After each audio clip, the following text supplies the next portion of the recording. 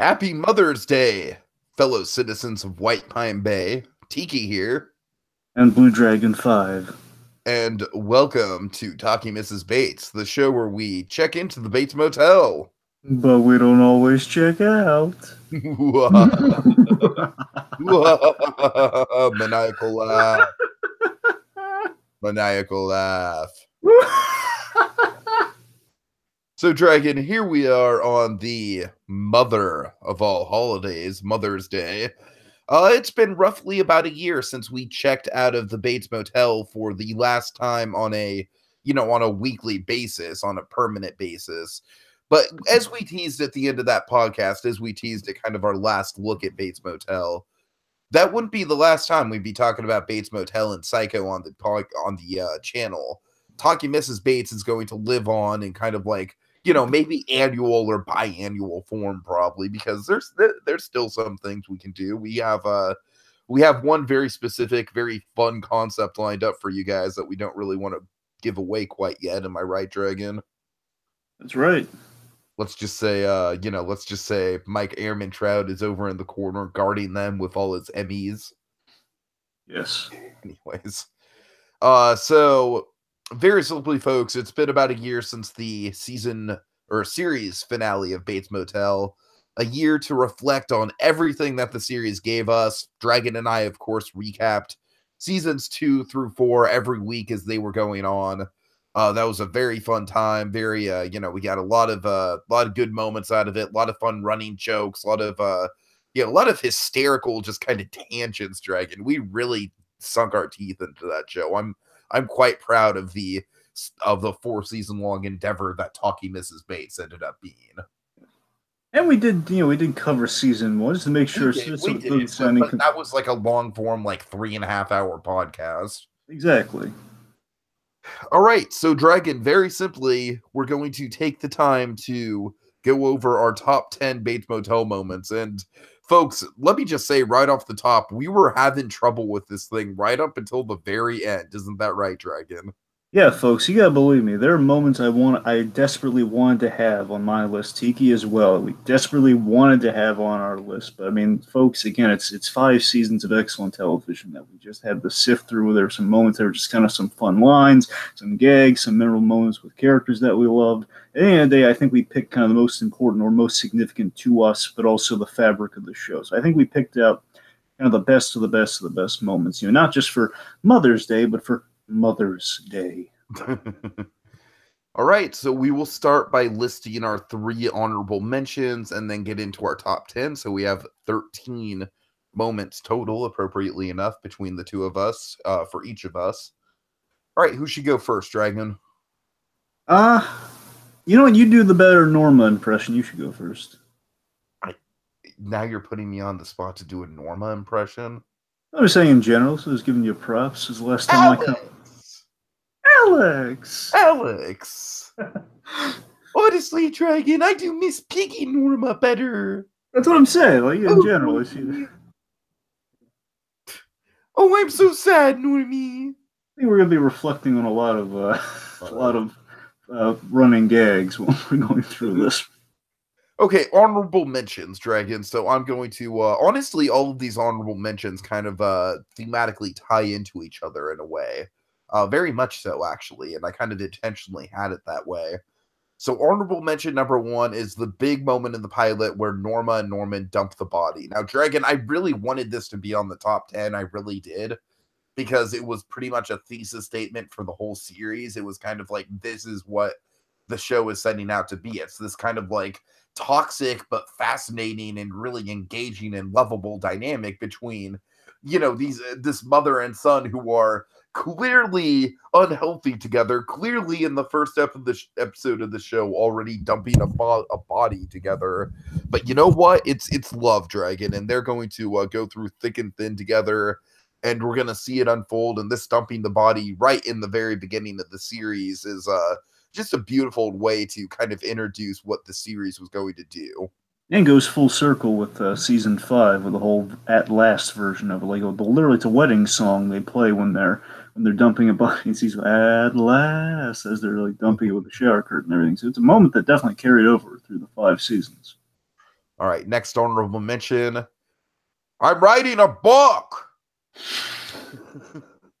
Oh man. So Dragon, I have a feeling that Chick Hogan is going to be one of those characters that might be a little sadly underrepresented in our list. Yeah. But not without, it's like we really I get the feeling like you and I really wanted to include more of him, but it's just his moments are kind of more one-off gags and silly, like quirky stuff that doesn't really like impact the whole show in a grand way. But my God, what a hell of a death. Yes, and of course, so what we did with Chick Hogan, what we set up was Chick Hogan was kind of, at least we were led to believe Chick Hogan was writing the Psycho book. Like he would adopt the great bait and switch, Dragon. We presumed he would take the pseudonym Robert Bloch, and he would, of course, write the Psycho book, which would then get adapted into a movie. I think it'll make quite a nice little movie. And of course, Romero confronts him with that great delivery. Romero puts him on the spot. What are you doing here? I'm writing a book. About what? Just think it's the most intense questioning of how Romero was just so quick to question the book. I have the feeling that Romero is genuinely interested too. Yeah, and of course, so just ultimately, the big payoff of the book here. And of course, there will be spoilers, folks. Massive spoilers for this. Again, it's been a year, so you all should have done the research. It's all on Netflix now. Go watch it, it yourselves. Do it anyway. Of course, the big thing is when Chick Hogan's, he's typing up the book and kind of he's saying, you and Norman Bates are kind of perfect adversaries, perfect reflections of each other. You're warring over the same woman. It's so perfect. It was too much for the brain to perceive, and of course, shot right in the head. Just poetic. Chick Hogan there. All right, and finally, we have the death of Romero himself. Now, this is a kind of a nice full circle moment with Romero kind of being the adversary throughout the course of the show. And of course, with that body dump, kind of leading to Romero being sort of like one of the, Romero kind of drove this interesting role between being a savior and a big bad throughout the course of season 1. And of course, naturally, as the series went on, he grew to be more and more likable, but also more and more menacing to the point where we circle back around to season 5, and he is definitively the big bad of season 5. So, but of course, Romero going down at the hands of Mother, just not much to say about it, Dragon. Just really satisfying, really brutal, really, really emotionally resonant for the character. I feel like Alex Romero in the course of the show, he's one of the most successful original characters that we get, where he's, Alex is just kind of like this character who's he's out on his own path, and he's got this really interesting journey, and he's got a darkness to him, but at the same time, he can kind of have those quirky, like, surprise, just kind of being this average Joe, just trying to get by. So seeing him go down, we all knew it was going to happen. We all knew it was going to come down between him and Norman, but it really was an emotionally resonant moment and one of the big kind of like climaxes that ended the story off. And of course, Romero had one of the most important, in his death, he had the most pivotal moment in Norman's arc, where he told him that his mother was dead. He said, "You killed your own mother." He basically woke him out of it. He snapped him out of it. Yeah. And that, of course, caused the... I wanted to put on my list, folks, this is basically most of me to talk about here, where basically Norman had the ultimate blackout. He had the reset blackout that kind of made him go through the series from the start again. Yeah, that was another one that I wanted to have on my list too, Dragon. But again, I love that was Romero's last moment. That was like Romero's kind of justice, and that like, hey, he took Mother away from Norman in his last moments, and then everything now, and then she disappears. Norman's so desperate and just in processing, it was too much. White Chick Hogan was too much for his brain to handle, and it kind of went back to a very early state. All right. Okay, your 3 honorable mentions. You're my 3. Okay, so folks, really in my ranking here, I put a lot of my personal favorites, like kind of like running gags or favorite lines. There's like little personal things I liked in the honorable mentions. So honorable mention number 3, Norma and Norman's slap fight from season 5. Just very simply, folks, it's hilarious. It's absurd. It reflects. if I had one thing on this list that reflected, again, like the blackout, the end all blackouts, it's kind of something that reflects the clever writing and fun of season 5. And I think if you boil it down to one moment, it's just kind of we can get away with an absurd moment like this. And again, at this point, it's it's just the two, like, Norman, like, slapping a non-existent version of his mother, and then in retaliation for slapping him. And it's Vera Farmiga as Tiki demonstrated earlier on. We've always had this running gag where Vera Farmiga, when she gets Norma, when she gets super giddy and super excited, she has the exuberance of Miss Piggy, and basically she kind of gives a expression like Miss Piggy would if she were to get hit in a scene. Like, oh! And then she has this great follow-up line. Okay, I'm just gonna pretend that didn't happen.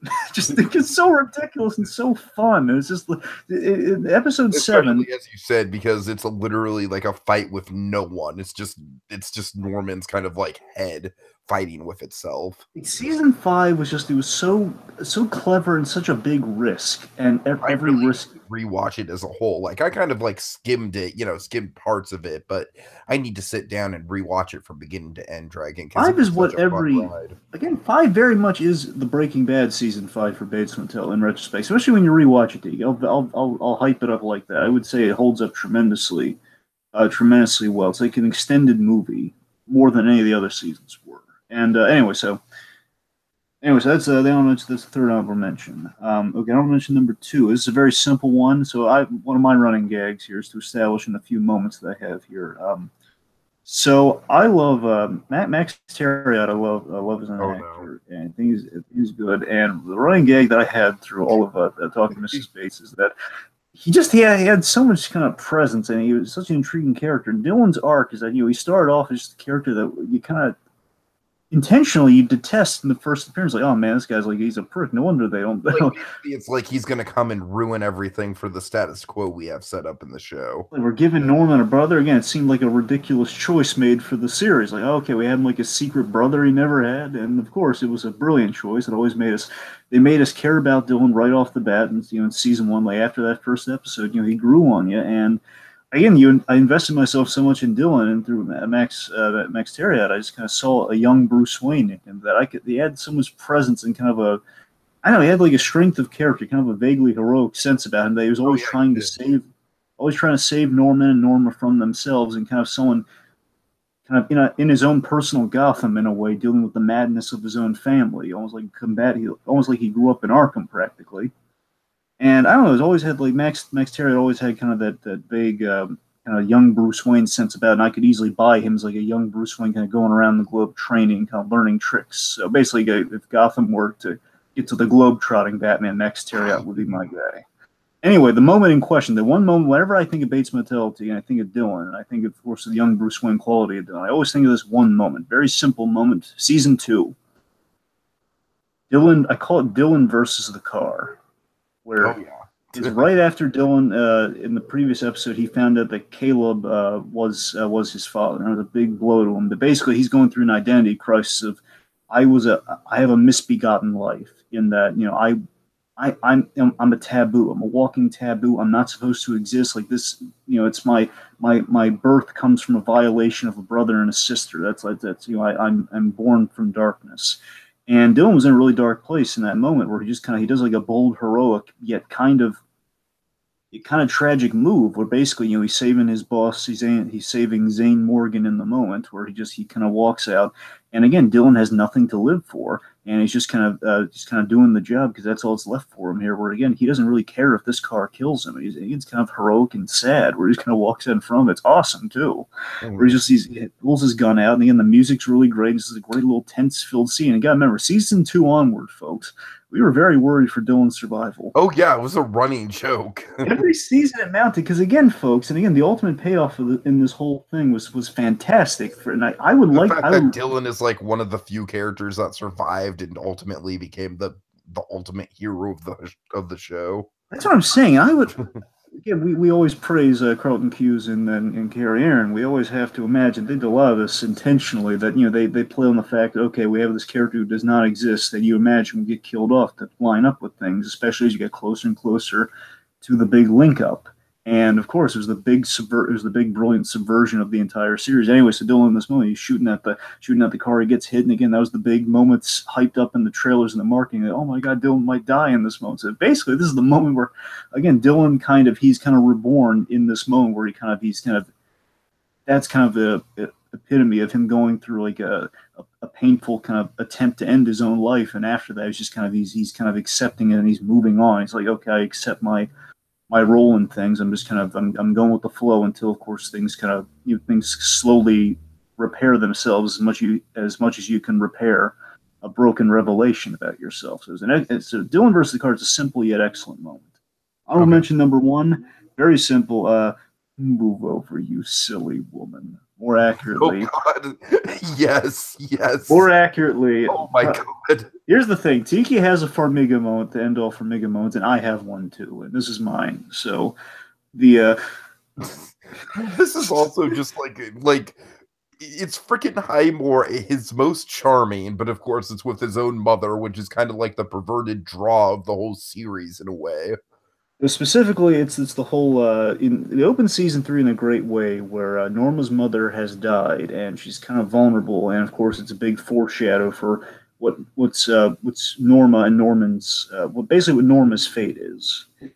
And it's probably one of my favorite Vera Farmiga deliveries in her answer to like what, because initially it's like, okay, per Dylan's advice, Norma and Norman shouldn't be sleeping in the same bed together. So it's like, Dylan, he might know things more in a masculine sense, and then I would be able to know for you. It's just basically trying to wean the kid off of sleeping in the bed with the parent. And Norman's like, it's like weaning a kid off the bottle, essentially.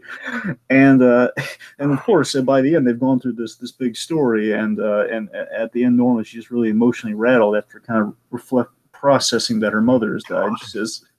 She says, well, then why don't you sleep in the bed? Yeah, but I thought we weren't doing it anymore. Well, it's just tonight. Because I'm so sad.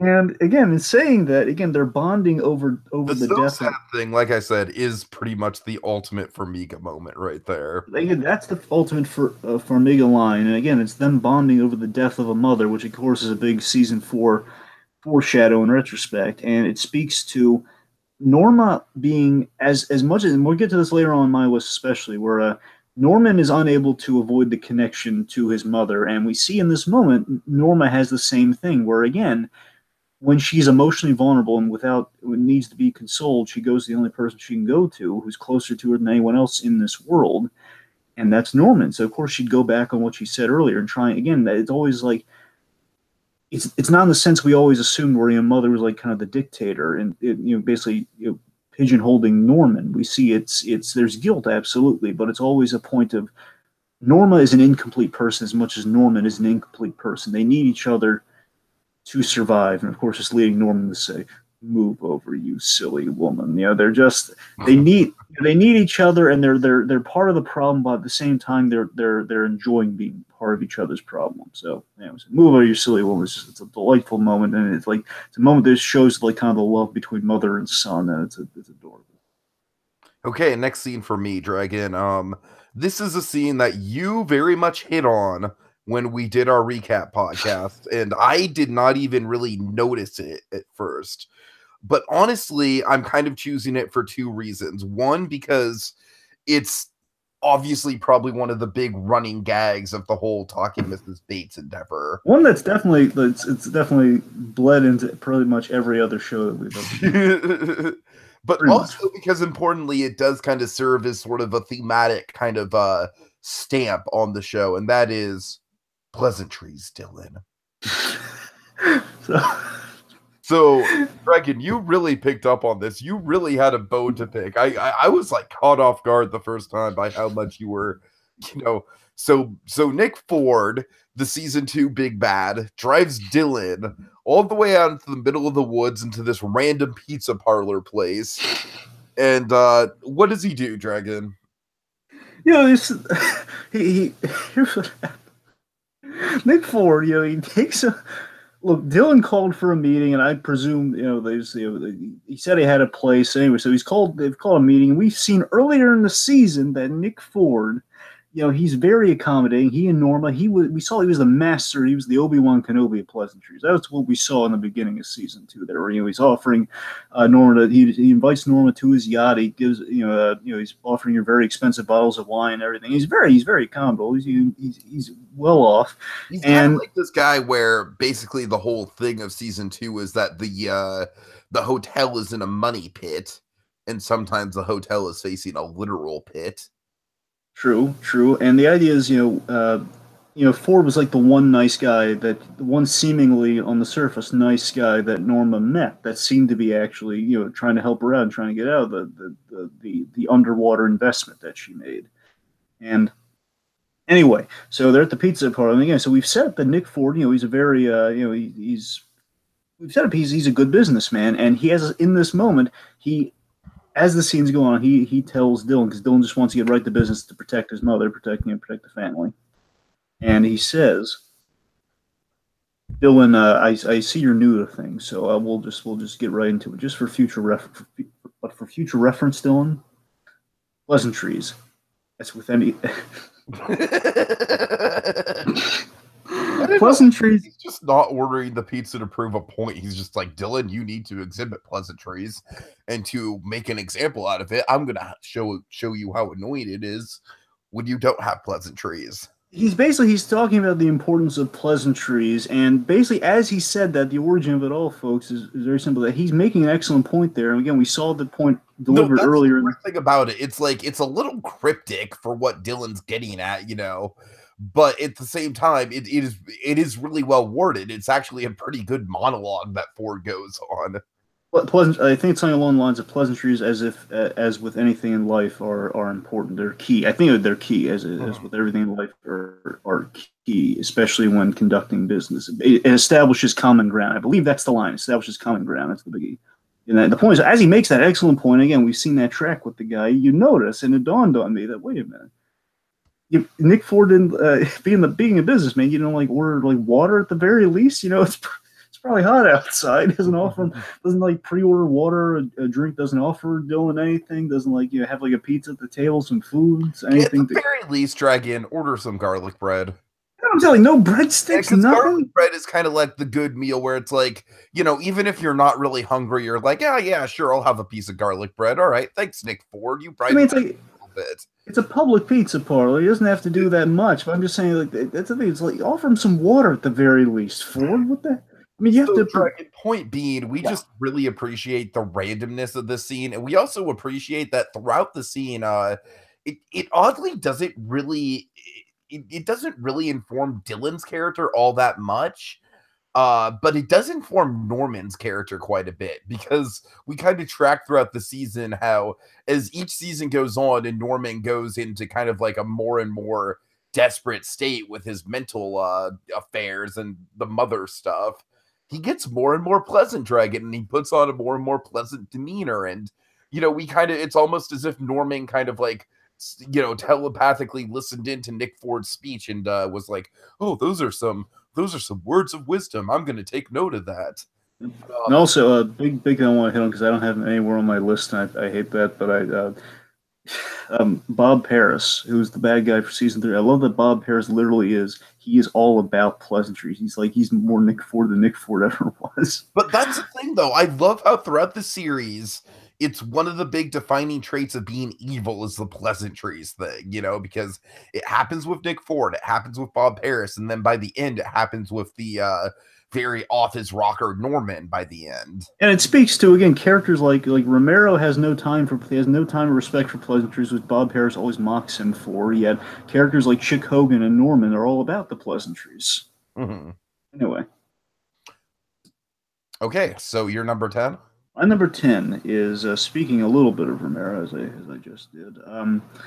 It is this one's more for me. So, again, folks, we'll get more objective. And again, we'll kind of circle back to stuff I love, but also I thought was just top tier Bates Motel stuff as we get higher on the list. But this right here is another kind of honorable mentions-esque thing here. So I love this personally.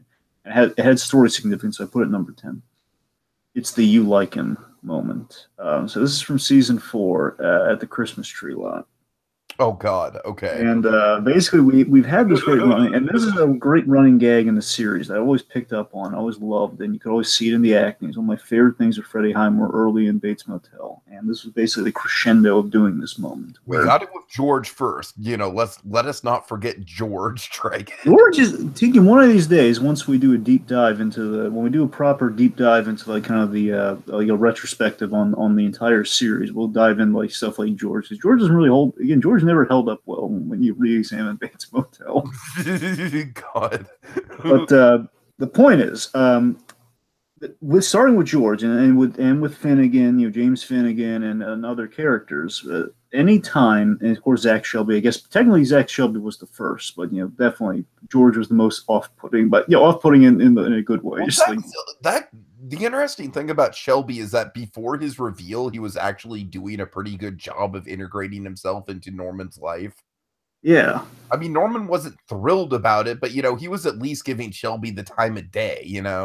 true, true. Well, this is the first time it's like definitely one side where Norman was just he hated the guy just for on just because he was in Norman's life. So here's the thing. So the ultimate payoff is Norman has an intense hatred of men in Norma's life. We always equate it to there's like a happiness seesaw in the Bates family, where one member of the Bates family is happy and having a good time, the other one is miserable and in agony.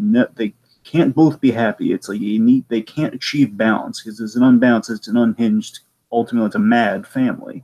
So one can be happy, the other one can't. So again, if one has a like Norman has a girlfriend or a girl or a nice girl that he's interested in, and if Norma is just being courted by a male suitor, doomed for failure. And Freddie Highmore with the George moment, you could read on his face, and Highmore is so good at conveying this, it blew me away that you could see with George when he's like basically, hey, I'll have her back by like 9, something some cheesy line like that. Norman gives like you could feel the hatred brimming off Norman. I always loved that with High. It's one of the reasons I always hail Highmore as such a good actor. Like, you could feel the hatred just looking at him. And you like him is the ultimate payoff of that idea. Where again, that's just me reading into it. This is an actual thing that has to be in the writing based on that inkling of Norman. Hates the men in Norma's life. Where Norma, Norman thinks that she's under Romero's thumb of like, oh no, he's just you're in like an arranged like a green card marriage essentially. An on paper marriage where you have to be married, and you might be taking advantage of. You're basically you guys aren't really in love. And Norma sets him straight, and she's trying to kind of reach Norman and say, he's a good man, and basically saying, I like him. And no, I like him, and of course, and Norman echoes the line, "You like him?" A moment passes, and let's preface this by Norman had been taking. I love the BS excuse. And Norman had been taking new medication, and there is a logic to this, but just in case, I love that the real reason is there, where Norman, after a moment, he becomes violently ill and he throws up off screen, but right in front of Norma, and just the idea, the thing always delighted me that just her admitting that she again just likes him. Again, she's not even saying she loves him; just saying, "I like him." Just the admittance of that, just the jealousy that he has more than any man before. Because I think Norman, deep in his bones, says, "Yeah, Romero's a cool guy because he's helped our family before." And part of him, deep down, even of course, season 5, we definitely show this. Again, the Norma side of himself does have a fondness for Romero. He knows it in his core, and that's what makes him hate it even more. That oh my god, she does like I understand that, but I hate him. I hate it because he's stealing my thunder, and it's just the ultimate form of jealousy. Of her liking someone, and of course, as we've said it before, the whole "do you still like me?" that whole thing. Of course, she likes him, and she can't have enough love for both men. And again, the fact it's in a Christmas tree lot of all places. It's like the Bates family. Another moment. We always joke that this moment, really, out of a lot of the stuff that we've done pitches for, this feels like something that we would actually pitch, right? Yeah, or Christmas in July pitches, absolutely. Seasonal shenanigans too. I think we might have did this one as a seasonal shenanigans because we did Breaking Bad in the first. Anyway, but yeah, and of course, again with the Christmas tree lot, it's I don't know, it's always been just such a the idea of the Bates family. Whenever they have these traditional family outings, like the moment that nearly made my list, where they they go on a road trip to patch things up with Caleb and the Bates brothers. Like, they're sleeping in the same bed, and so she's waking them up it's like, hey, okay, guys, wake up. It's like a Saturday morning road trip or something. Mhm. And it's like, I don't want to go. Or is it so childish? But again, it's in such like a dramatic, like off-putting sense. Like whenever they do a traditional family thing, something horrible happens. So again, Christmas tree shopping, something bad happens. Well, you like him is always the testament to just kind of Highmore's performance and just the connection between Norma and Norma. Okay. Okay, so Dragon, it's actually perfect that you put that moment in there, because my number 9 kind of ties into it, and that is the only other time that we see Norman violently vomit in the series. Man, Completely oh man, coincidental. folks, what? Completely coincidental, folks. I don't know what order his stuff's in, so it's just completely coincidental.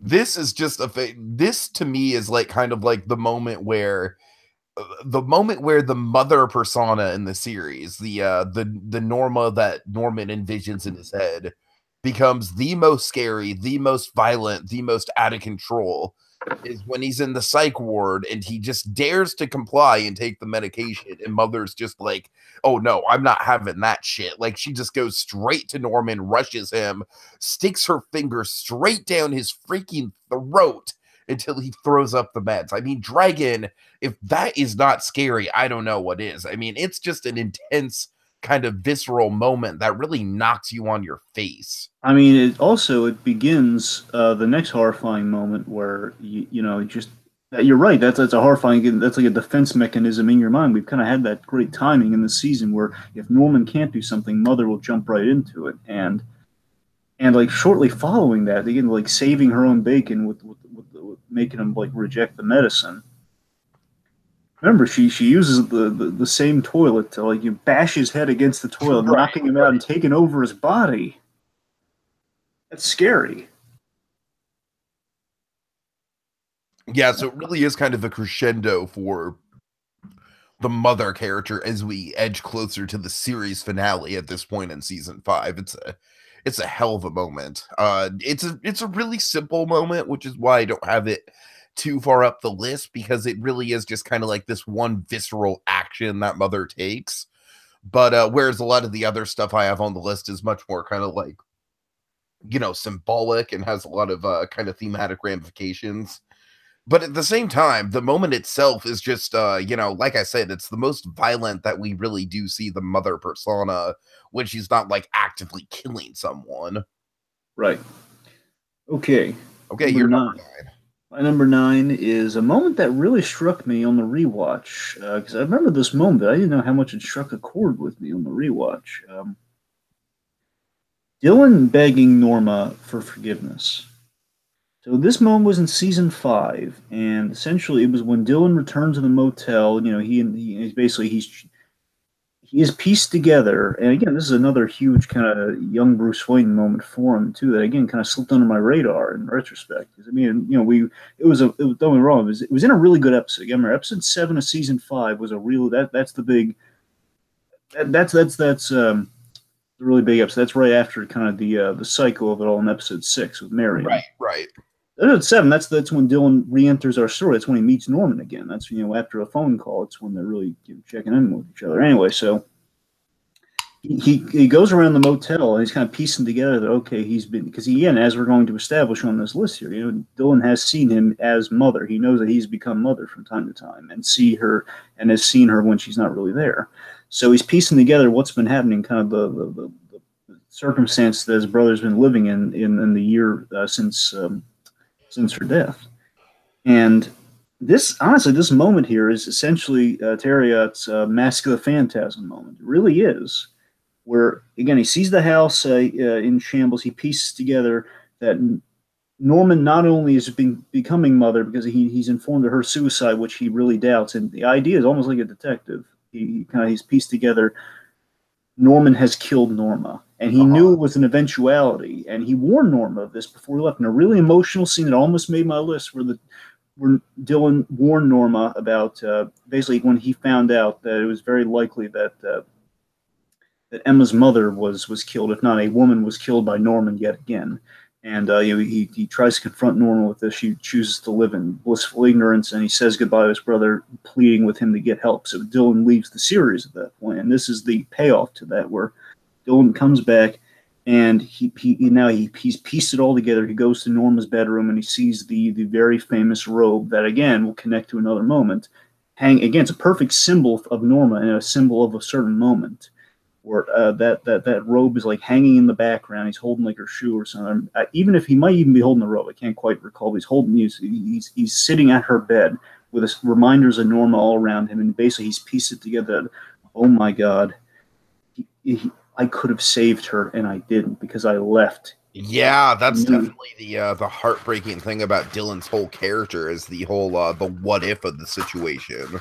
And the reason I say it's a kind of a phantasm moment, it's like one of the most powerful moments in Mask of the Phantasm, where Bruce is at his parents' grave saying he just doesn't hurt so bad anymore. He's begging his parents to understand. And in this case, Dylan is begging for his mother's forgiveness, and he keeps saying, "Norma, forgive me." He keeps saying, he just keeps begging her to forgive him because he's just emotionally distraught and sad. Because again, he's begging her to forgive him for leaving, for I left you, and it's my fault for not being here. It's like I just wanted.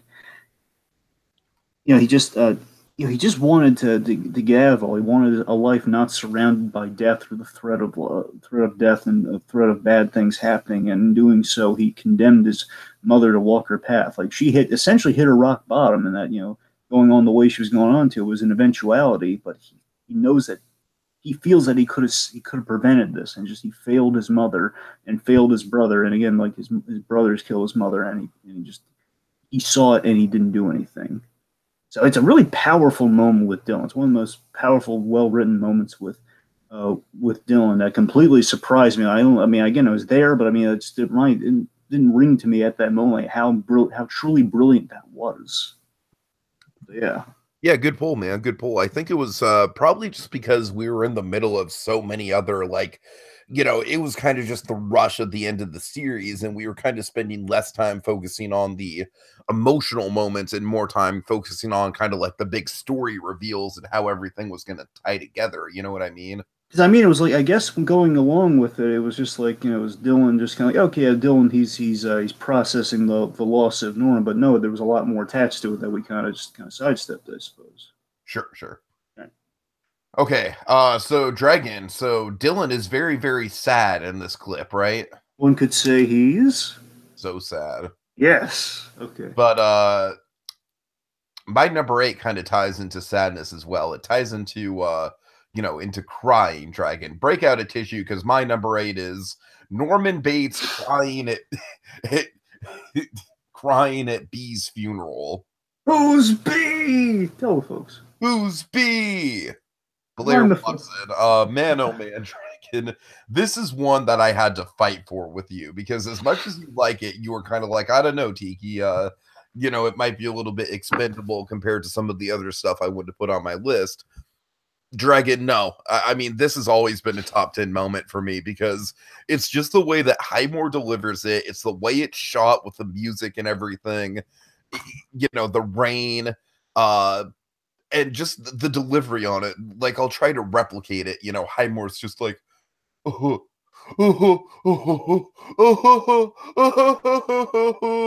it's just what I love about it. It's so off-putting in the best of ways. It's just kind of like Norman Bates, he has a sympathy. Anyone would be sad, if one of their favorite teachers was suddenly brutally murdered. You know what I mean? But just the sheer the sheer waterworks that Norman is on display with, it's just like, it's over the top, but at the same time, it just really goes a long way towards early on in the series, casting Norman Bates in a light where it's like, okay, there's something off with this kid. Like, this kid is just really emotionally stinted on a pretty disturbing level. And that's what I love about the crying, is that it's funny and amusing in the moment, but at the same time, it really is kind of like a deep-seated layer of like, okay, there's something really twisted lying under the surface of this kid. To me, it's just kind of like a great visual evolution to see like how worse off Norman's mental state is from season 1 compared to season 2, and that's why I had to put it on the list.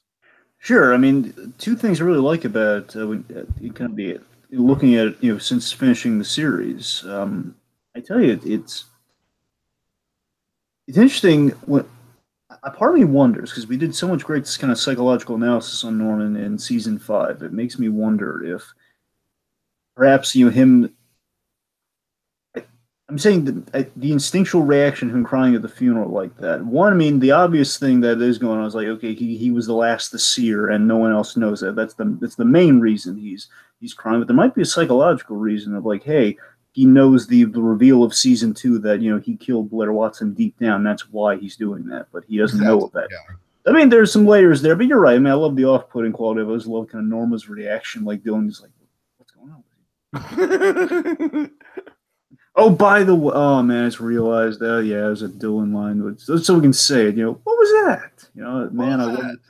Okay, what was that? Was never gonna like make a top. Yeah, I know. Like it's a quick aside, but it's such a fun aside. I just want to make it clear, folks. If I ever had to pick one Dylan line, my favorite Dylan line, it's what was that? Just... Dragon, do you have a moment with Dylan on your list about a certain article of clothing? No, I don't. Oh, you don't have the black socks.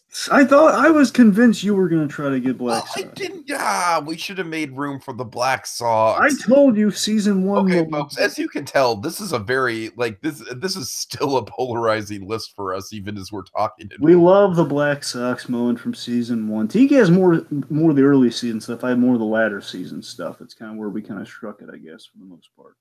Mm-hmm. All right. Okay, so my number 8, right? Yes. My number 8. Honestly, it's kind of it's kind of an Emmy scene for Freddie Highmore. It's really an excellent one. This is scene towards the top of from a story structure. I've always got to give this points to. Episode 2 of season 4. It's the scene where Norman snaps in the climax of the beginning of the season. He snaps and he pursues Norma. So this is the moment where, again, this is like an Emmy scene for Highmore, where he's the most unhinged, one of the most unhinged examples of Norman Bates we've had in the series. He's super menacing. This is the scene, but the episode built to, and amazingly, and the thing Tiki and I were marking to like crazy when we were going through the series, and again, from a story structural point of view, I'm still floored by it. That's absolutely why it's on this list, where not only is it well acted, not only is it's menacing, and again, it's like we've always joked that, but again, and very, we mean this, that Highmore does Perkins better than Perkins, and I think that's true. He just does. I mean, the guy became Perkins. You even have a guy on the show who looks more like Perkins with Romero, and by the same token, Highmore, again, he knows the mannerisms. He knows that character inside and out, and he's basically taking that character that and taking him to kind of new and scarier places than he's been, while still being absolutely that character. And season 5 is a testament to him replicating that character. And literally, there's a scene that did not make my list where he emulates that character 100%. Literally, you could put it side by side with the candy corn and the visit, with the sheriff in season 5. Anyway, so. So basically, I love the escalation where they're in a confined and familiar space where Norman's basically, he's under the impression that Norma's actually been killing people, and he's been getting the blame for it. And he's basically, you're trying to get me committed, you're trying to get me locked up, and you see how angry he is, and it's like how unhinged, and you see how genuinely terrified Norma is of her child, seeing a side of Norman she's never seen before, that she's always feared in her child, but she's seeing, and she's running to the house trying to go for a gun. And Norman has beat her to the punch, and he's just scarily, it's probably one of the most scary examples of Norman Bates, period. And again, the most heartbreaking part of that whole sequence for me was Norma using the fact that she knows that Norman is in some way attracted to her, and she uses that as a way of manipulate the gun away from him, and she's violating a trust that she held with Norman. That to me is kind of the dark and scarring stuff that really haunts me from that scene. And just the summarize, just all of that is that the intensity in that scene, just like how we escalate things, and we escalated things to a point that you didn't imagine we were going there in like the second episode of the season. Like, you would never imagine we'd get to this place that early in the storytelling, which blew me away. And at the ending is heartbreaking, where Norma is desperately pleading with her son to like sign the papers, willfully I commit mean, this is yourself. pretty much like the lowest point that we're gonna go before what ultimately happens with Norma's fate. Like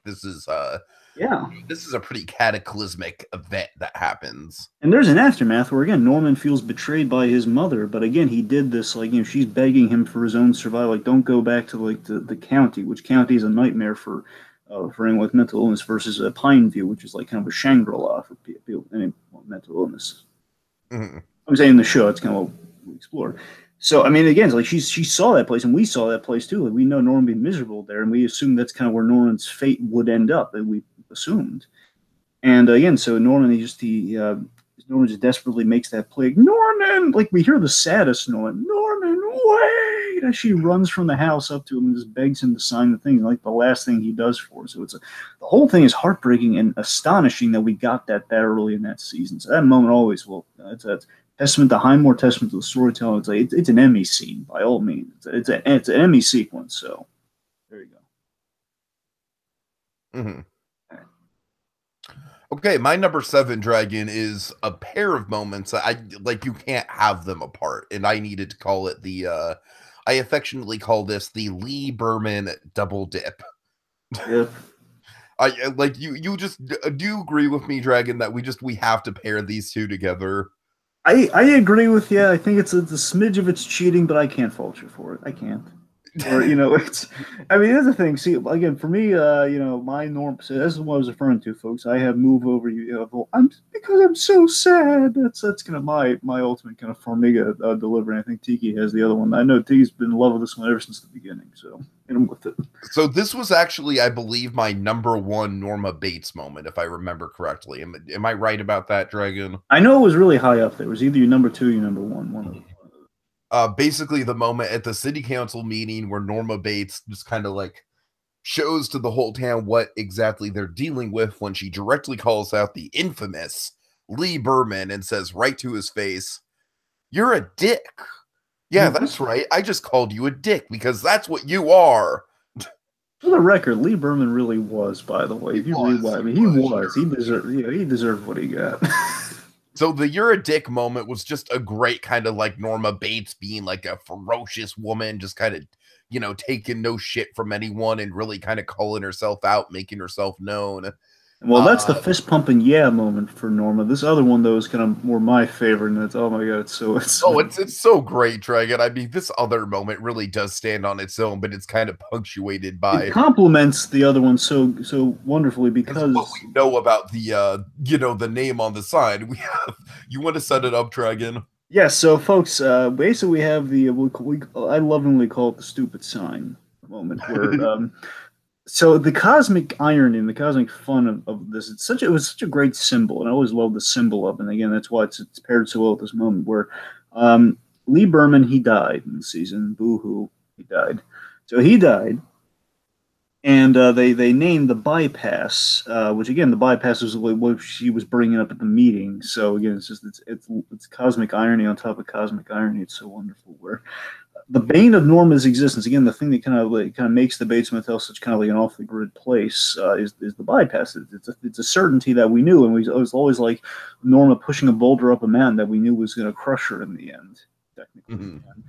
And she was always fighting for this get this bypass, and it was always the bane of her existence. And we put a name that was a bane to her existence on this memorial bypass. They commemorated the guy who just kind of screwed her over and embarrassed her in public forum that she knows got killed by someone. She felt a little guilty for Lee at the same time, and it was basically Lee Berman served as a symbol of her failings because you got to remember, Tiki, season 2.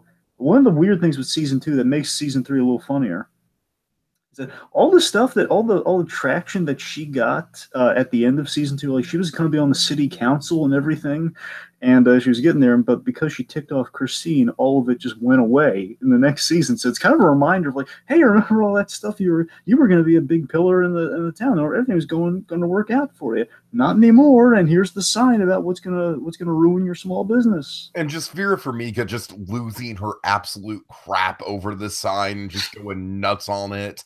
And my favorite part of it, Dragon, I'll always bring this up. I love the wording on it where she's just like, "You stupid piece of shit, you sign."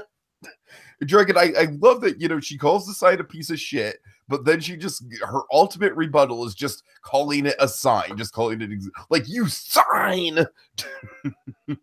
I think she kind of lumps that together, but I mean, she has like so many. She's like it unleashes like an angry torrent onto the sign. She's hitting it with hitting it with a traffic cone. Of course, she drives into it. It's hysterical.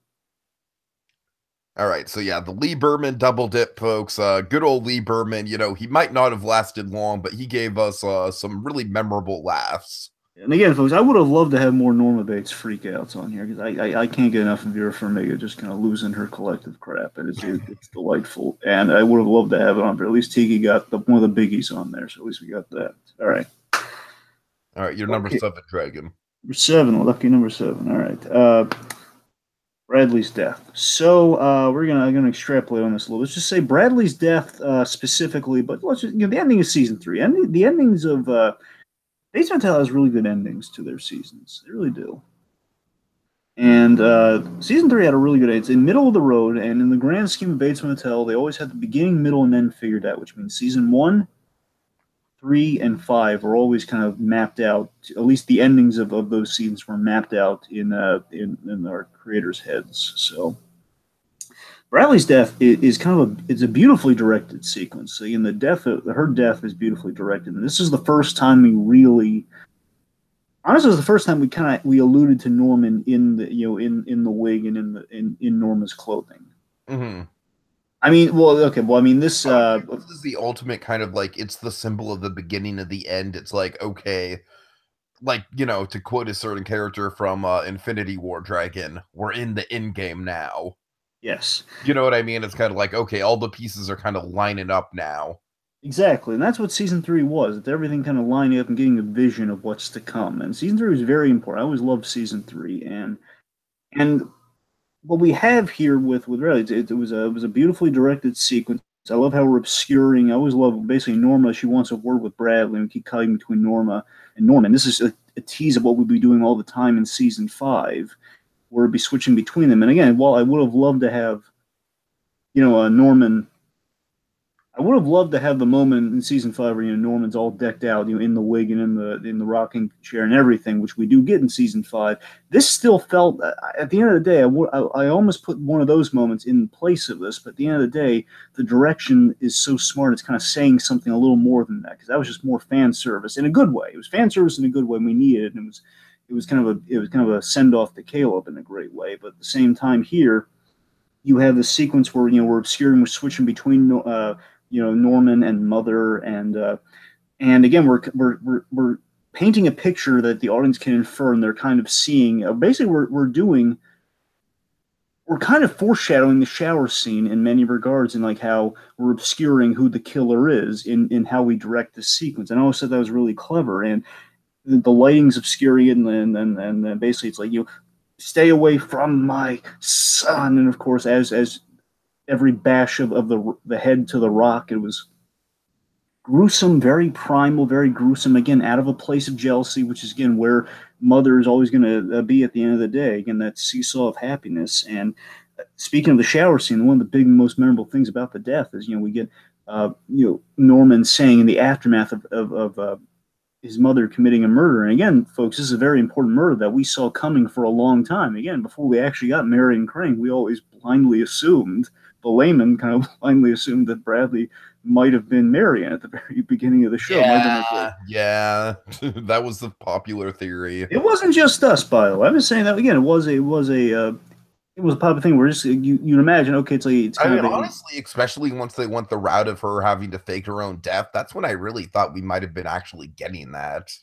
You gotta remember, like, if you're thinking Bates Motel is gonna be like a 1-season deal, you'd imagine we're gonna jump to Psycho immediately, and hence like the shower and the motel and Bradley. You imagine we were going there, pretty fast. And essentially, Bradley is the big kill. She's the start of the MO, of the modus operandi. In a grand sense. And essentially, this is one of two. This is mainly Mother's baptism into Psycho. This is kind of our baptism into what Psycho will become versus like another sort of baptism, which we'll get to later on. And it's Again, just that mother, what have you done? And of course, the pact. Tiki, would you like to speak to kind of the pact that's made following the scene?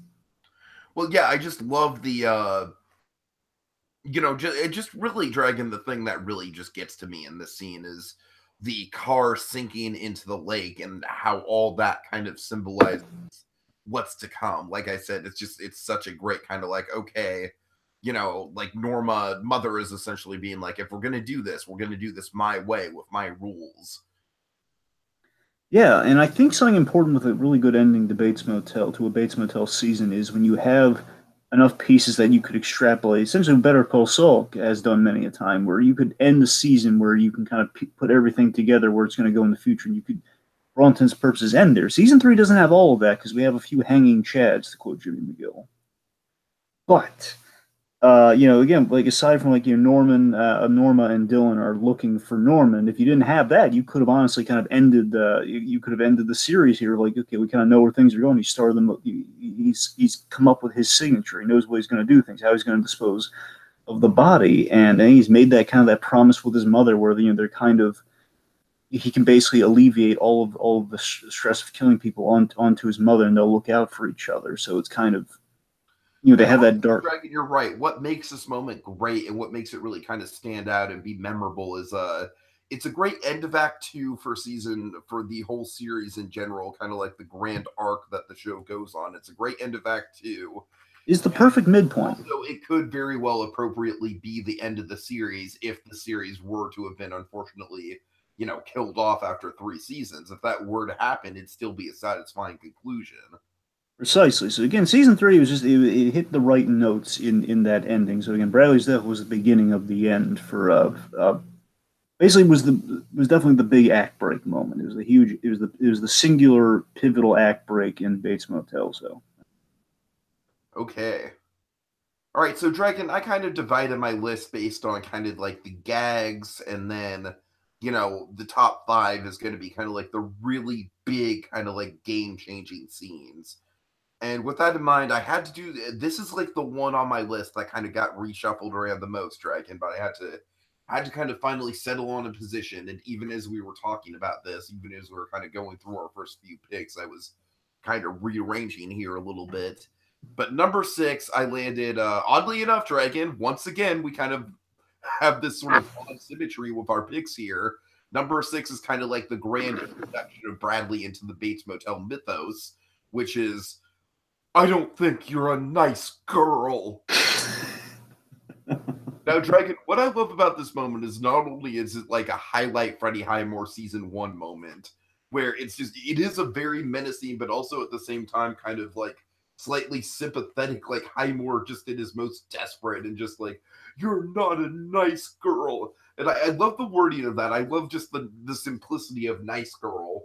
well, remember the origin of it, Tiki, where in the earlier scene, that's what he's trying to sell his mother on. That was like what that's the wording he used to try to sell his mother. She's a Nice very girl, mother. a nice girl, mother. And what I love about that, Dragon, and the reason why this moment had to make my list, is that sets up a chain. That sets up kind of like this. Basically, if Bates Motel had a formula to it, it's that each season has its own prototypical nice girl. Yeah. And and I love how Bradley sets everything up. Bradley Martin really is kind of like the proto Marion in a way, in a lot of ways with that. And of course, we get to the we get to the ultimate nice girl in Madeline Loomis in season 5, one of the few nice girls to actually survive. I feel so guilty. Madeline is not in this. Is not on my list because I love Madeline Loomis so much. But I don't know. I just like I said, my moment is just kind of it's just that. It's a moment. It's a very quick kind of like, Norman and just this air of desperation saying this very kind of Shakespearean line, but with very simple wording to it, but holds the weight of Shakespeare. And it just kind of weaves its way throughout the whole series. It weaves its way where each season kind of has this mystery around it. We get the oh god, we get like the Annikas and the Emma's mothers and all characters like that, and the Madelines. Each season kind of has a different nice girl. In season 2, I believe Cody fits that bill. Yeah, and again, nice girl is kind of the qualifier for for what Norman sees a part of his. It's always like a dangerous thing to be labeled a nice girl It's by Norman. basically a death sentence. Exactly. So it's always an interesting thing when he views someone as a nice girl because either you're going to be under the he's either going to see a little bit of mother in you, which of course would always kind of doom the relationship, or more accurately, mother would not like that you're in Norman's life as the nice girl, the apple of his eye, the nice girl. All right. Okay, you're number six, Dragon. My number six. This is a big one. This is from again episode seven, season five. It's an excellent moment. That is basically the climax of that episode. Moment is Norman saving Dylan from Mother. I love this moment. And of course, this is a huge, in retrospect, Tiki, this is a huge foreshadow of the ending of season five, in that it's a scene between the three of these characters. Of Uh, course. so this shows, importantly, so again, this is a big moment where Mother takes basically Dylan begs his brother. Again, he's trying to make amends for Norma's death and the previous scene I went through. And he begs Norma, take a pill in front of me, please, so I know you're taking them. Just, I want to help you. And he takes a pill, but then Mother takes control at the last second. She goes into a monologue saying, Dylan, you know I love you, but we can't have you around. And then we have like kind of the very tense, very thriller-esque moment where he just snap, where Mother goes from like being very loving to like tossing the glass at Dylan's head and then about to stab him to death with a knife. And the big moment that I love is in the surprise of that moment of just like that turn of like smash, like, well, we can't have you around, bang, about to kill Dylan is Norman, again, coming to his brother's aid, because again, Norman absolutely loves his brother. Where he like it's this pivotal, It's really. just this epic like battle with the two sides of his personality going on right here. I mean, it boils down to the very simple image, T. The most prolific image you could have for when you think Psycho. Of course, you think hand holding the knife. You think of that image. And from the shower scene, of course, it's a hallmark of what you think of Psycho. Again, anything in connection to that scene, the whole knife of it all. Knives are a huge symbol that we've been building up for so long. And again, the most prolific image you could have with that in a heroic context is Norman kind of taking control of his own psyche and stopping a hand bringing down the knife. That is oh my God, it's an amazing image. And that being connected to saving his brother's life. So it shows Norman's conscience and the love for his brother that, again, will definitely pay off as it goes on. But we see that Norman, in this moment, that he's tried to make basically Mother is a bad influence on Norman, and we set that up. And Mother is trying to, in this episode, the whole crux of it is they've done the events of Psycho. We've done that. Now it's like Norman knows everything now. So now he's complicit, I should say. Now Norman's complicit. So he's a partner in crime. He evolves from the innocent lamb to to being the partner in crime, and he doesn't want that. He's not a bad guy. He's under the wrong influence, and now the proper influence has re-entered his life, and only one's going to survive. And Norman chooses the good side, and that puts him in conflict with Mother. And we see this, and again, in a way we've always been speculating from the entire season, and we see it actually in practice here, where Norman is fighting himself, and we see it from Norman's perspective, where he and Norma are like fighting on the kitchen table and making like a mess and thrashing around. And we see that from Dylan's perspective, while kind of dazed out of his mind, you're just seeing just the surprise, like, oh, I mean, he's got this big gash on his head. He's seeing it like, oh my God, my brother's he's just like, we see is him fighting with nobody on the table and everything. So it's insane. It's crazy and suspenseful, and again, like has this one of these great, almost like a Pixar matchstick moment ending where Norman races to the phone, and he does, like in storytelling, you always want this moment where again you think, what the heck's going to happen next? Where he goes to the phone, he confesses to murder. Like, oh my God, that's how you end an episode. So it's an astonishing ending, and it's filled with with action, suspense, heart, and character. It's everything you want in an ending for an episode, and in developing your characters and showing kind of the heart and soul of your character in a moment. So it's fantastic. I'm always a sucker for when someone saves someone else, and I always love it when we can do that. And again, here it means so much coming from Norman and Dylan, again, knowing in retrospect where that pays off. So it's a very important telling moment, I feel. Dragon, I swear to God, we did not collaborate the order of this beforehand. I am not kidding. I'm not kidding. Number 5 on the list, folks. Number 5 on my list, Dylan and Norman's final moments. I swear to God. So crazy. You know what this proves, Dragon? You know what I think this proves? It just proves that this show has such a symmetrical quality to it. You know what I mean? Where poetry, it rhymes. It kind of just winds into each other. Okay. So yeah, folks, like I said, we did not cross references. I didn't even know what you had on your list, Dragon. You knew what I had on my list roughly, but I didn't know anything that you had on your list. So yeah, Dylan and Norman's final moments. God, this is a great way to end, to kind of start at number 5, kind of get into the top 5, because it's just a heartbreaking scene, Dragon, and it's just kind of like almost like just a cataclysmic way to end the series in a way. It's like, as we kind of already talked about with Dylan's character, Dylan came into the show very antagonistic for a couple episodes, but quickly kind of won our hearts, and very quickly we were worried about him. He was always that character with a lifeline on him, and he was also kind of very connected to Emma, who was, ironically enough, the character with a death sentence from the get-go. And so to get up to this moment where it's the two brothers, and Norman is just, he's too far gone, you know what I mean? He's just, there's been like, he's living in this hell that he's made for himself. He's murdered God knows how many people at this point. He has no basis for reality anymore. And Dylan knows that the humane thing to do, the merciful thing to do, even though he hates to do it, is to put his brother down, like mice and men style. And that's what has to go down in this final encounter here, folks. But it's just the love and admiration that Dylan has for his brother, even as he has to do the deed, that makes it heartbreaking, Dragon. And just it really rips you up. It's a really polarizing ending in some ways emotionally, just because it's like, God, it's like, just Dylan gets his happy ending, but at the cost of knowing that he had to end his brother's hell. But at the same time, as you kind of allude to with a moment you have coming up, this moment also kind of leads into a happy ending that Norman gets for himself. So at the end of the day, folks, this final confrontation between Dylan and Norman, I love that it's not really violent. It's not really kind of like this big action scene or this explosive face-off or anything.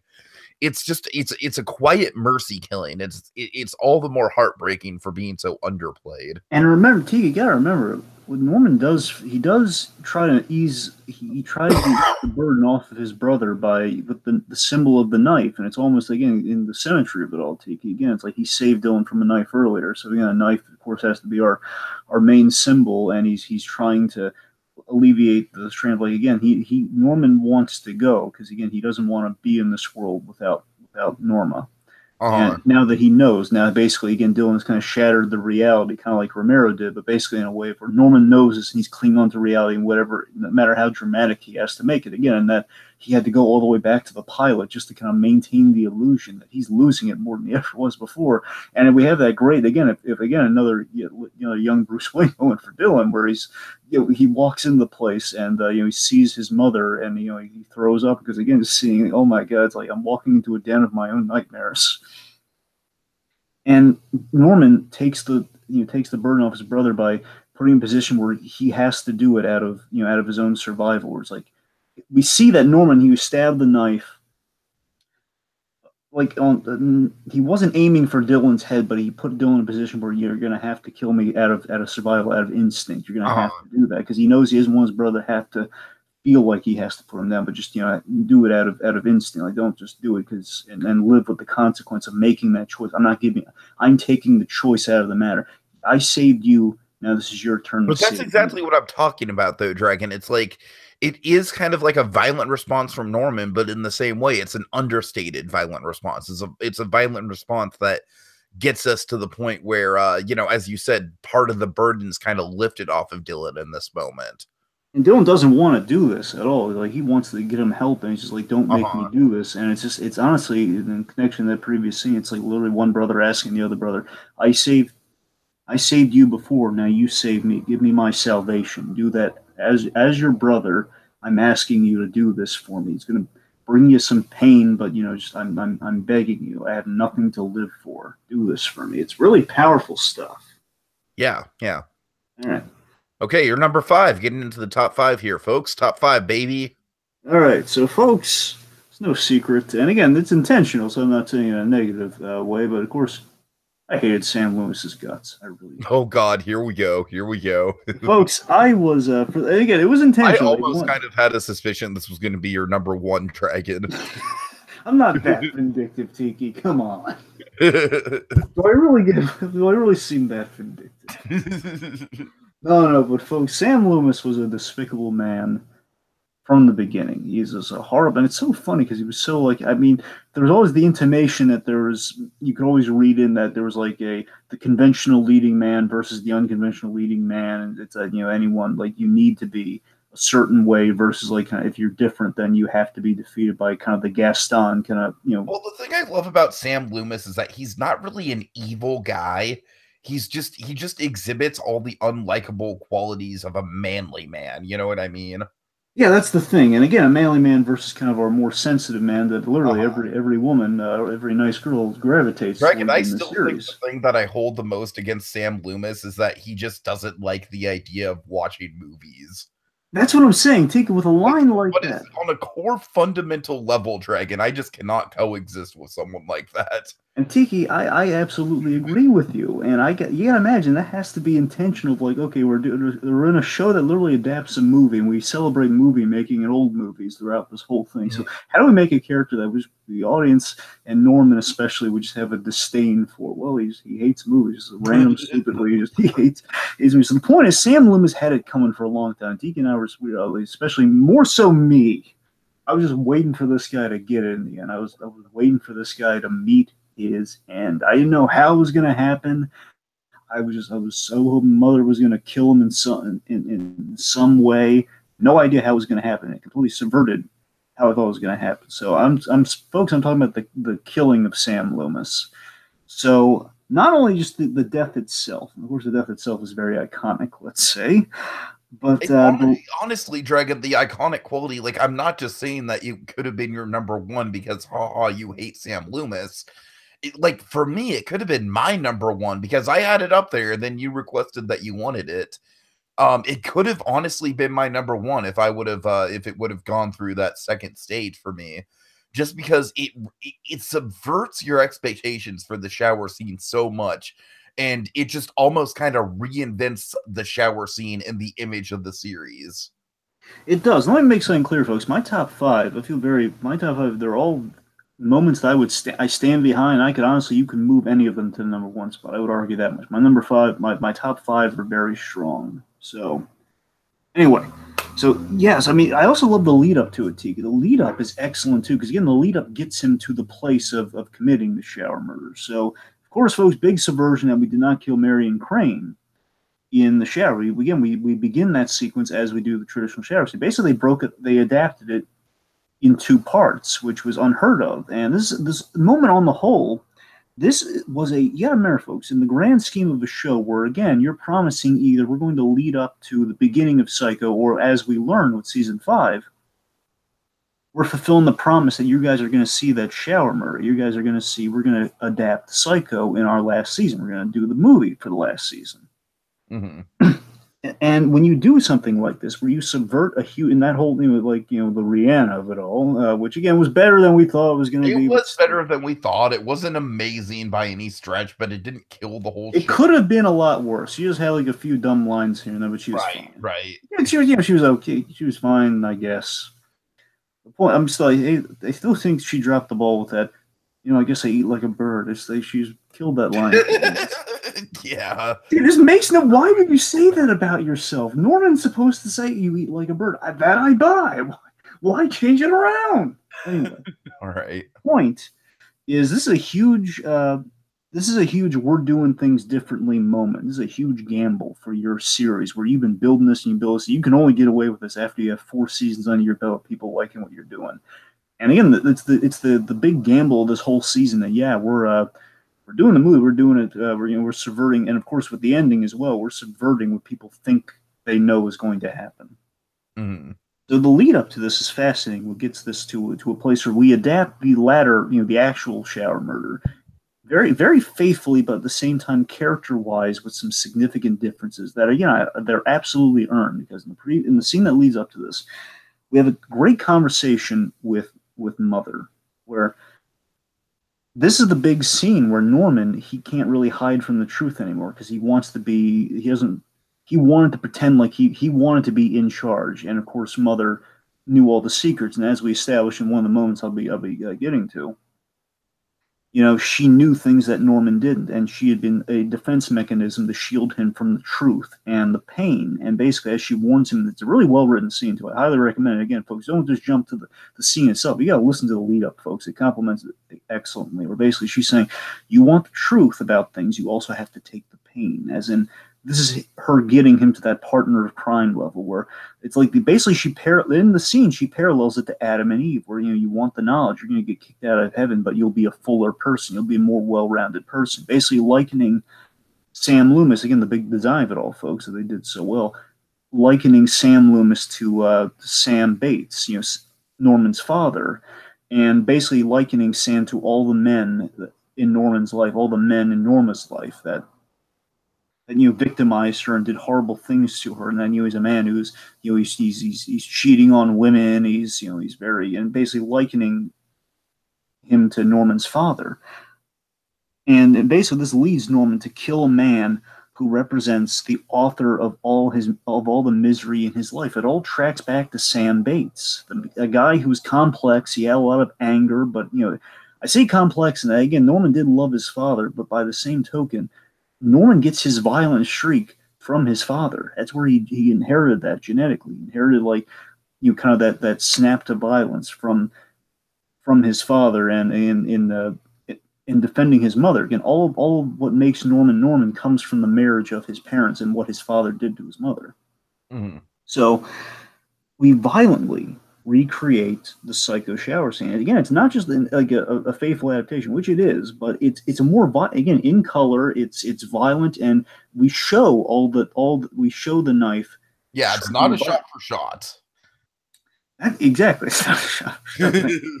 That's what I'm saying. It's a smart way of not doing a shot for shot. Again, it's like the same posing, but again, we're seeing more gruesomeness because again, it's a gruesome scene. And again, this is Norman becoming complicit for the first time. Again, that's what I'm really leading up here, is that Mother didn't commit this murder like she did in the movie. Norman did. That's the big switcheroo that was fascinating in this here, where Norman's making the choice set to Roy Orbison's Crying, which was an excellent song choice, which it makes me want to rewatch the scene all the time. When I rewatch this a bunch of times getting ready for this. Like, I'm over you. It's like, oh my God, yes. It's basically, it's kind of, it's a beautiful song underscoring.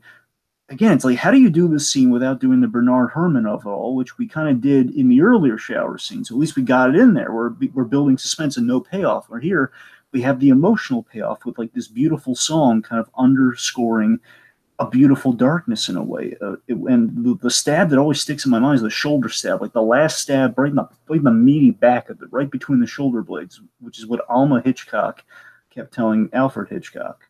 Like, oh yeah, like stab right between the shoulder. It was like a dark private joke between the two of them. So all of that just it's Norman. This is the fully cognitive baptism into darkness for Norman Bates. This is when Norman does something very dark himself, not just by accident, not through Mother. It's like he does something bad, and he has to live with whatever comes next, come what may. He's fully in it, and that's when he says, and Tiki, I love the word choice here. Where again, the earlier scene with Bradley Martin, as I was saying, it's like, "Oh, Mother, what have you done?" Now he says, so great on the rewatch. He says, "Mother, what have I done?" what have I done? Is that he has done this, and it's a clever, bold reversal of the film. It's very character driven. It's absolutely what you want, long form narrative of Norman Bates' story. So it's a huge pivotal moment, as well as like, hey, finally Sam Bates dies. 12 wonderful stabs, folks. 12 wonderful stabs, one big one right in the back of the shoulder. Shot for shot, beautiful, and also it's as shot for shot without just being derivative. It's great. Okay, so my number 4 moment, Dragon. This is pretty much the biggest moment of tension in the whole show between two of our main kind of opposing figures before the series finale, which is the Romero versus Norman face-off that results in the axe fake out. Oh man. So first of all, Dragon, just to be clear, you don't have any of the Last Supper stuff on your list, so I can kind of talk about it a little bit. Well, no, I'm sorry. Well, I think are you sure? I think you're thinking of a season. I thought the title was season 3 episode, Last Supper. I could have sworn that Last Supper was where the axe moment happened. I Tiki, I say that because one of my moments is in connection to an episode I'm pretty sure is season 3 and called Last Supper. That's okay, the Caleb. Well, let's just forget about the Last Supper of it all. Point being, I could have sworn that the whole Last Supper, like, this was like kind of like a big, like, dramatic, like, this moment kind of like interrupts the Last Supper, but I could be wrong. It's been a while since I've rewatched the show. Well, the point is, it's in season 4, and it's and they have a dinner after Norman has gotten out of Pine View, and they're trying. I guess that's it. It's just kind of like Norman's welcome home dinner, I guess. Yeah. And of course, Romero, he really shouldn't be there in the grand scheme of things. He should probably just be keeping his distance. But, at the same time, Romero kind of wants to show his support to Norma. And at the same time, wants to send a message that Norman can't just be the little dictator in the house, kind of ruling over how everything goes. So by that end, Dragon, Norman gets very, very, very, very upset. Like, those two, like, again, like you said, it's kind of like the ultimate kind of payoff of the George thing, where anytime there's a man in Norman's life, even if this guy has been relatively chill with Norman in the past and helped Norman out of tight spots, Norman's just not having any of it. So he he very quickly abandoned ship on the whole dinner. He can't do things in the civil manner. By the way, I think it's There's No Place Like Home. I think that's the episode. Okay, it sounds about right. Sounds about right. Anyways, so Romero kind of pursues Norman outside once Norman flees the scene, because he wants to kind of be a good stepdad in the eyes of Norma. And Norman's doing his impression of Axe. What? Norman's doing his impression of Steve Rogers from Age of Ultron here. Pretty much. So, Dragon, I love this moment because it's like a great fake out. It's just a great moment of like elating suspense where it's like, oh my God, is Norman actually going to do it? Is he actually going to go through with this? Holy crap. This is going to be like, is this the moment we've kind of been building to when Norman just kind of rushes Romero with the axe, right? It's like a great kind of horror movie slasher moment. But then instead, no, he just takes the axe and goes right. I believe he like sticks it in the side of the shed, right? The house or the shed or something. Yeah, By the way, like it's not just him cutting wood. He goes right into the house with the axe. Yeah, and it was. I love the timing on this. I love how it's like kind of the ultimate sort of like building tension between the two of these characters. The kind of this moment is almost kind of like the line in the sand between the two of them. Like Romero's tried to be civil, but this is the point where it's kind of like, okay, this kid clearly needs help. This kid clearly isn't getting help. I can't coexist with this kid. The best I can do is maybe talk Norma out of removing the kid from the situation.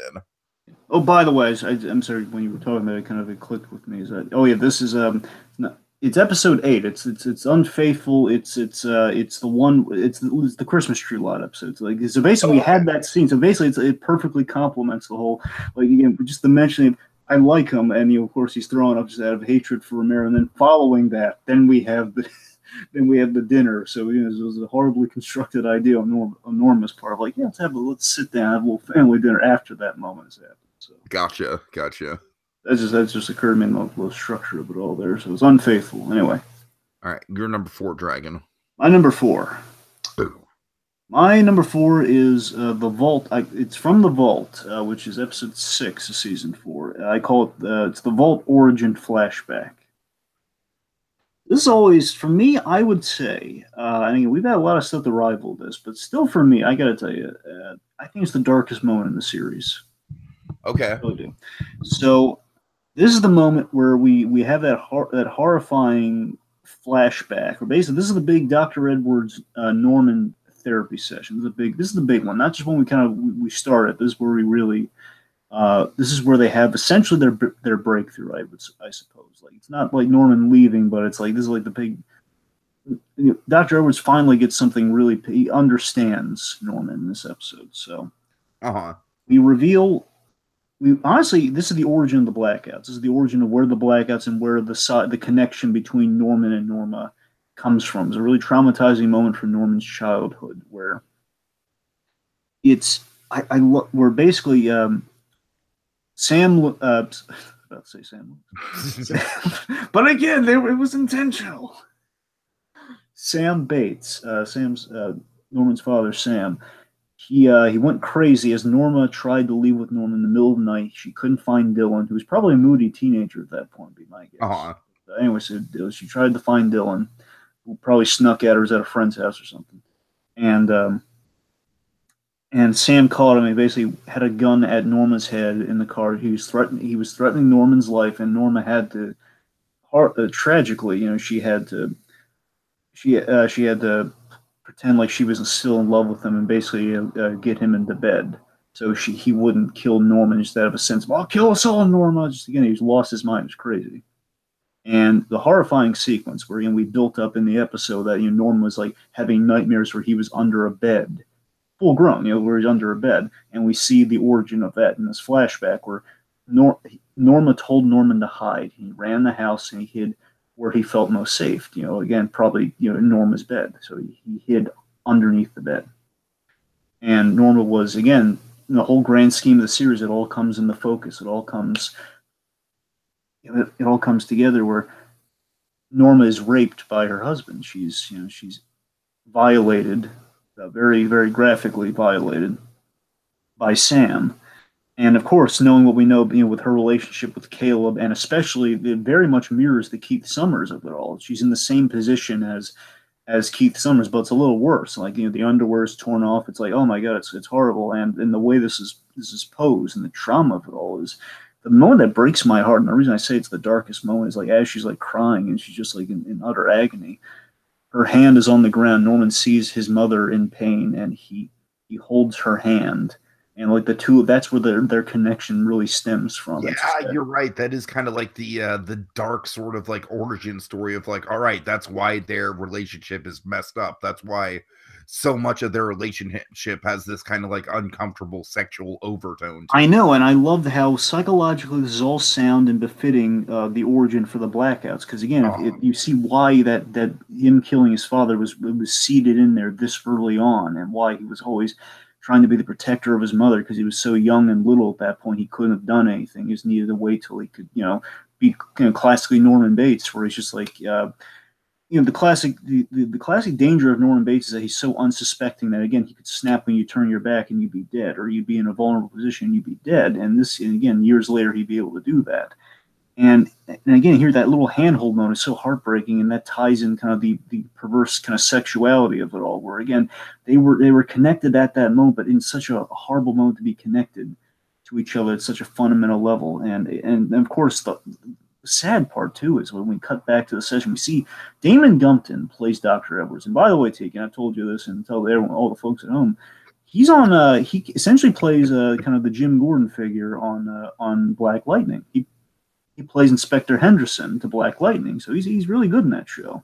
Nice. And we saw him here first, and again, he was a beautiful button to the scene where you see Mother telling him this story that Norman can never know, and you see Norman with like the tears in his eyes that have fallen, and her recounting this story, and you see Gumpton, the way he plays is like he wants to cry, but he can't because he's a good therapist, Mm-hmm. It's like, and you see the understanding in the man's eyes. It's that whole.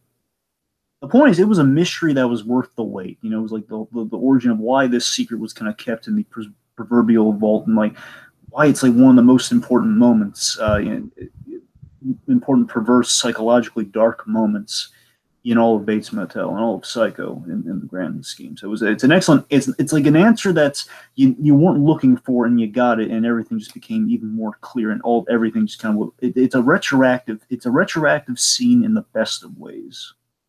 Okay. Okay, Dragon. So my number 3, man, oh man, this I feel like a lot of the Bates Motel series, a lot of the seasons have excellent cold opens just in general to the season, kind of like setting the tone. I believe season 2 opened with that great montage of like, hey, look, the motel is it's doing great business, guys. Happy days are here again. Yeah. And then, of course, that kind of sets the stage for like, yeah, but it's not always going to be like that, though, folks. Strap in for a dark ride. It's like this is about the lightest you're ever going to see it. And so with that in mind, Dragon, I love the cold open to season 5, the dark paradise of it all. It's a great one. What? It's a great one. Yeah, where we see essentially what we see is a setup where it's a motel that looks like it's thriving. It looks like everything is in order. It looks like there's a bunch of guests staying there. Everything is nice. The dishes are made. Norman looks to be leading an idyllic life, and of course we kind of we keep the mother in foreshadow a little bit. Am I right there? Like mother is kind of she's not really in the scene. She's kind of being teased a little bit. Well, he gets up alone, and the important thing, though, again, we have the rosy filter. I guess the best way to call it, like the sunshiny filter. Everything's like it looks like it's glowing, and it's extra kind of idyllic. And he wakes up, and then basically we reveal Norma. That's the thing. Like she's turned around, and he sees like the apron tie, and then she presents him, "Hello, honey." Oh yeah.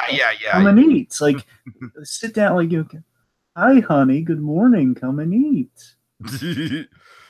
Cheerios is part of a well-balanced breakfast. Oh, my Vera Farmiga cereal of choice, folks, from the fine people of Just Giggler. All right. And so what I love about this cold open is the cold open is very much, it's setting the stage where this is what Norman feels like in his own head. But as we see, we kind of pan around to the, the illusion is broken at the end of the cold open where everything is not what it seems. The motel is in a much, much worse state than it's ever been in its history, where, crap is just lined up. The dirty dishes are just piling up in the sink. Everything's kind of boarded up. There's just, again, the house, not the floors. The house, not the motel. Yeah. Sorry. No, you're right. Again, it's just like she fades away, and we see the whole that sunshiny filter, like it's gone. It's all dark and kind of like dingy, and it's again, hence the title of it all, the Dark Paradise. I love the title. I honestly think Dark Paradise is probably the best season premiere that we've ever gotten on the show. It sets the stage so well for what the season was trying to do and trying to accomplish. It's just kind of, as I keep saying, Dragon, one of the things that I kind of use as an excuse for a lot of my placements here on this list is it's a thesis statement. You know what I mean? It's like, this is the reason why the show is so awesome. This is kind of like what makes the show stand above and beyond, is that we're able to do stuff like this. We're able to kind of take narrative risks and mess with like the entire framework of the narrative like that.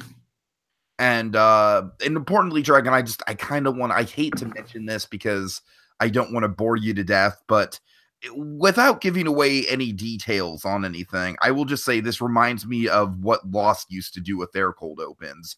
Because Lost used to have this thing where every cold open would open with every cold open to a season, I should say, would open with this big kind of grand mystery, like, oh my God, what the heck is going on here? Like we spent all of season 1 wondering what was in the hatch, and it turns out that what was in the hatch was more than we could ever possibly understand. Oh my God, I just want to know more. Like, wait a minute, there's a suburban community in the middle of the jungle that has a book club. What is this madness? And so season 5 definitely encapsulates that. And I only bring up Lost, Dragon, because of the Carlton Cuse of it all. Carlton Cuse was one half of Lost. And Dragon, I told you the origin of the previously on gag, right? Well, yeah, I know the origin of the previously on. Yeah, Yeah. so just so people in the Lost podcast, Damon Lindelof and Carlton Cuse would always joke, or it was the podcast and the commentaries. They'd always joke that at the beginning of the show, like previously on Lost, Carlton Cuse would be like, "Now Damon, people always say that sounds like me, but it's not me, Damon. Oh yeah, it's not you at all, Carlton." And Dragon, I'm convinced by the time we got to Bates Motel and we got the previously on Bates Motel, that's got to be the man himself. And remember, remember the other thing about Carlton Cuse and previously on Bates Motel. He's so attached to that phrase, Dragon. He's so anxious to say it that it's kind of become a part of his common vernacular. One would say. I wonder what that would sound like if he was talking to Carrie Aaron about working on Bates Motel. You know what? I'm going to give you one better. I'm going to say, like, let's say he's talking to his good buddy. Oh God, his good buddy, Mr. Shit, Mr. Carbonell. No. Oh God, Damon Lindelof. Sorry, I was brain farting on the name there for a second. His good buddy, Mr. Damon Lindelof, and congratulating him on the leftovers. All right. Hey, Damon, previously on Bates Motel. Look, Damon, I gotta say, we did some great stuff on Bates Motel, previously on Bates Motel. But man, Damon, you really hit it out of the park with the leftovers, man. I mean, I gotta tell you, some of the greatest stuff I've ever seen on television previously on Bates Motel. So it's a nervous tick, folks. That's that's the fun of it. It's ridiculous, and I would love if I ever found out Carlton Cuse listened to any of our. Oh my God! I guess I'd be delighted. Anyway. Okay, Dragon, getting to the nitty gritty here. What is your number 3? Honestly, number 3, and again, I'd make an argument for any of the top 5 scenes to be in a number 1. I can't say that I'd make an argument for any of my top 5, but I would definitely say any of my top 3 could be number 1. My number 3 here. Number 3 is always a go-to moment for me from the series. I always think of this moment, and it's always one of my absolute favorites. So again, we're kind of going from kind of favorite to kind of, again, probably objectively, but again, like still, they're all 3 again. Everyone's interchangeable in the top 5. But okay, number 3 is "Tonight You Belong to Me," where this is the ending of Last Supper. This one is Last Supper. It's Last Supper from season 3. I think it's like episode 7, where Caleb is welcomed into the house, and Norman's really crestfallen. Where they're singing "Tonight You Belong to Me," and believe it or not, "Tonight You Belong to Me" is a recurring thing, not even just in season 3 with twice in the episode, but in other places they have different singers and different artists singing the song, and it kind of appears, and like I think it appears once in season 4. I know it's in season 5. Like honestly, in the final scene with Dylan and Norman you were talking about, I'm pretty sure a different rendition of "Tonight You Belong to Me" is playing during that scene. Nice. At least that's what the subtitle said. It says like "Tonight You Belong to Me." That's right. Yeah, it's a different artist. It's like a different rendition of it. So the lyrics might be a little different, but it's same song. Anyway, so the moment that always sticks out to me from Bates Motel, if I had to pick one moment to kind of sell people on, it'd be a rough sell. But for me, when I'm thinking of Norman and Norma's connection, the moment that always struck me ever since I saw it, always fascinated me, was the ending of that episode where everyone kind of fades away from the dinner table and we see Norman alone. Then we hear Gene Austen. Go, mother. Not like that. They just time lapse away. Hey, Dragon, you know what the first line of Avengers 4 is going to be? What? Just everyone's looking around really awkwardly at each other, and Steve Rogers is like, "Well, anyone got a broom?" God. All right, I'm sorry. Go ahead. Dude, what they really need to do. See, here's how they bring people back, folks. In the next movie, they do the '60s Batman thing where they compile all the pieces in the Batcave and they add water and they rehydrate them back. It's basically the ending of the '60s Batman movie. That's essentially how we get everyone back. All right. Anyway, in all seriousness.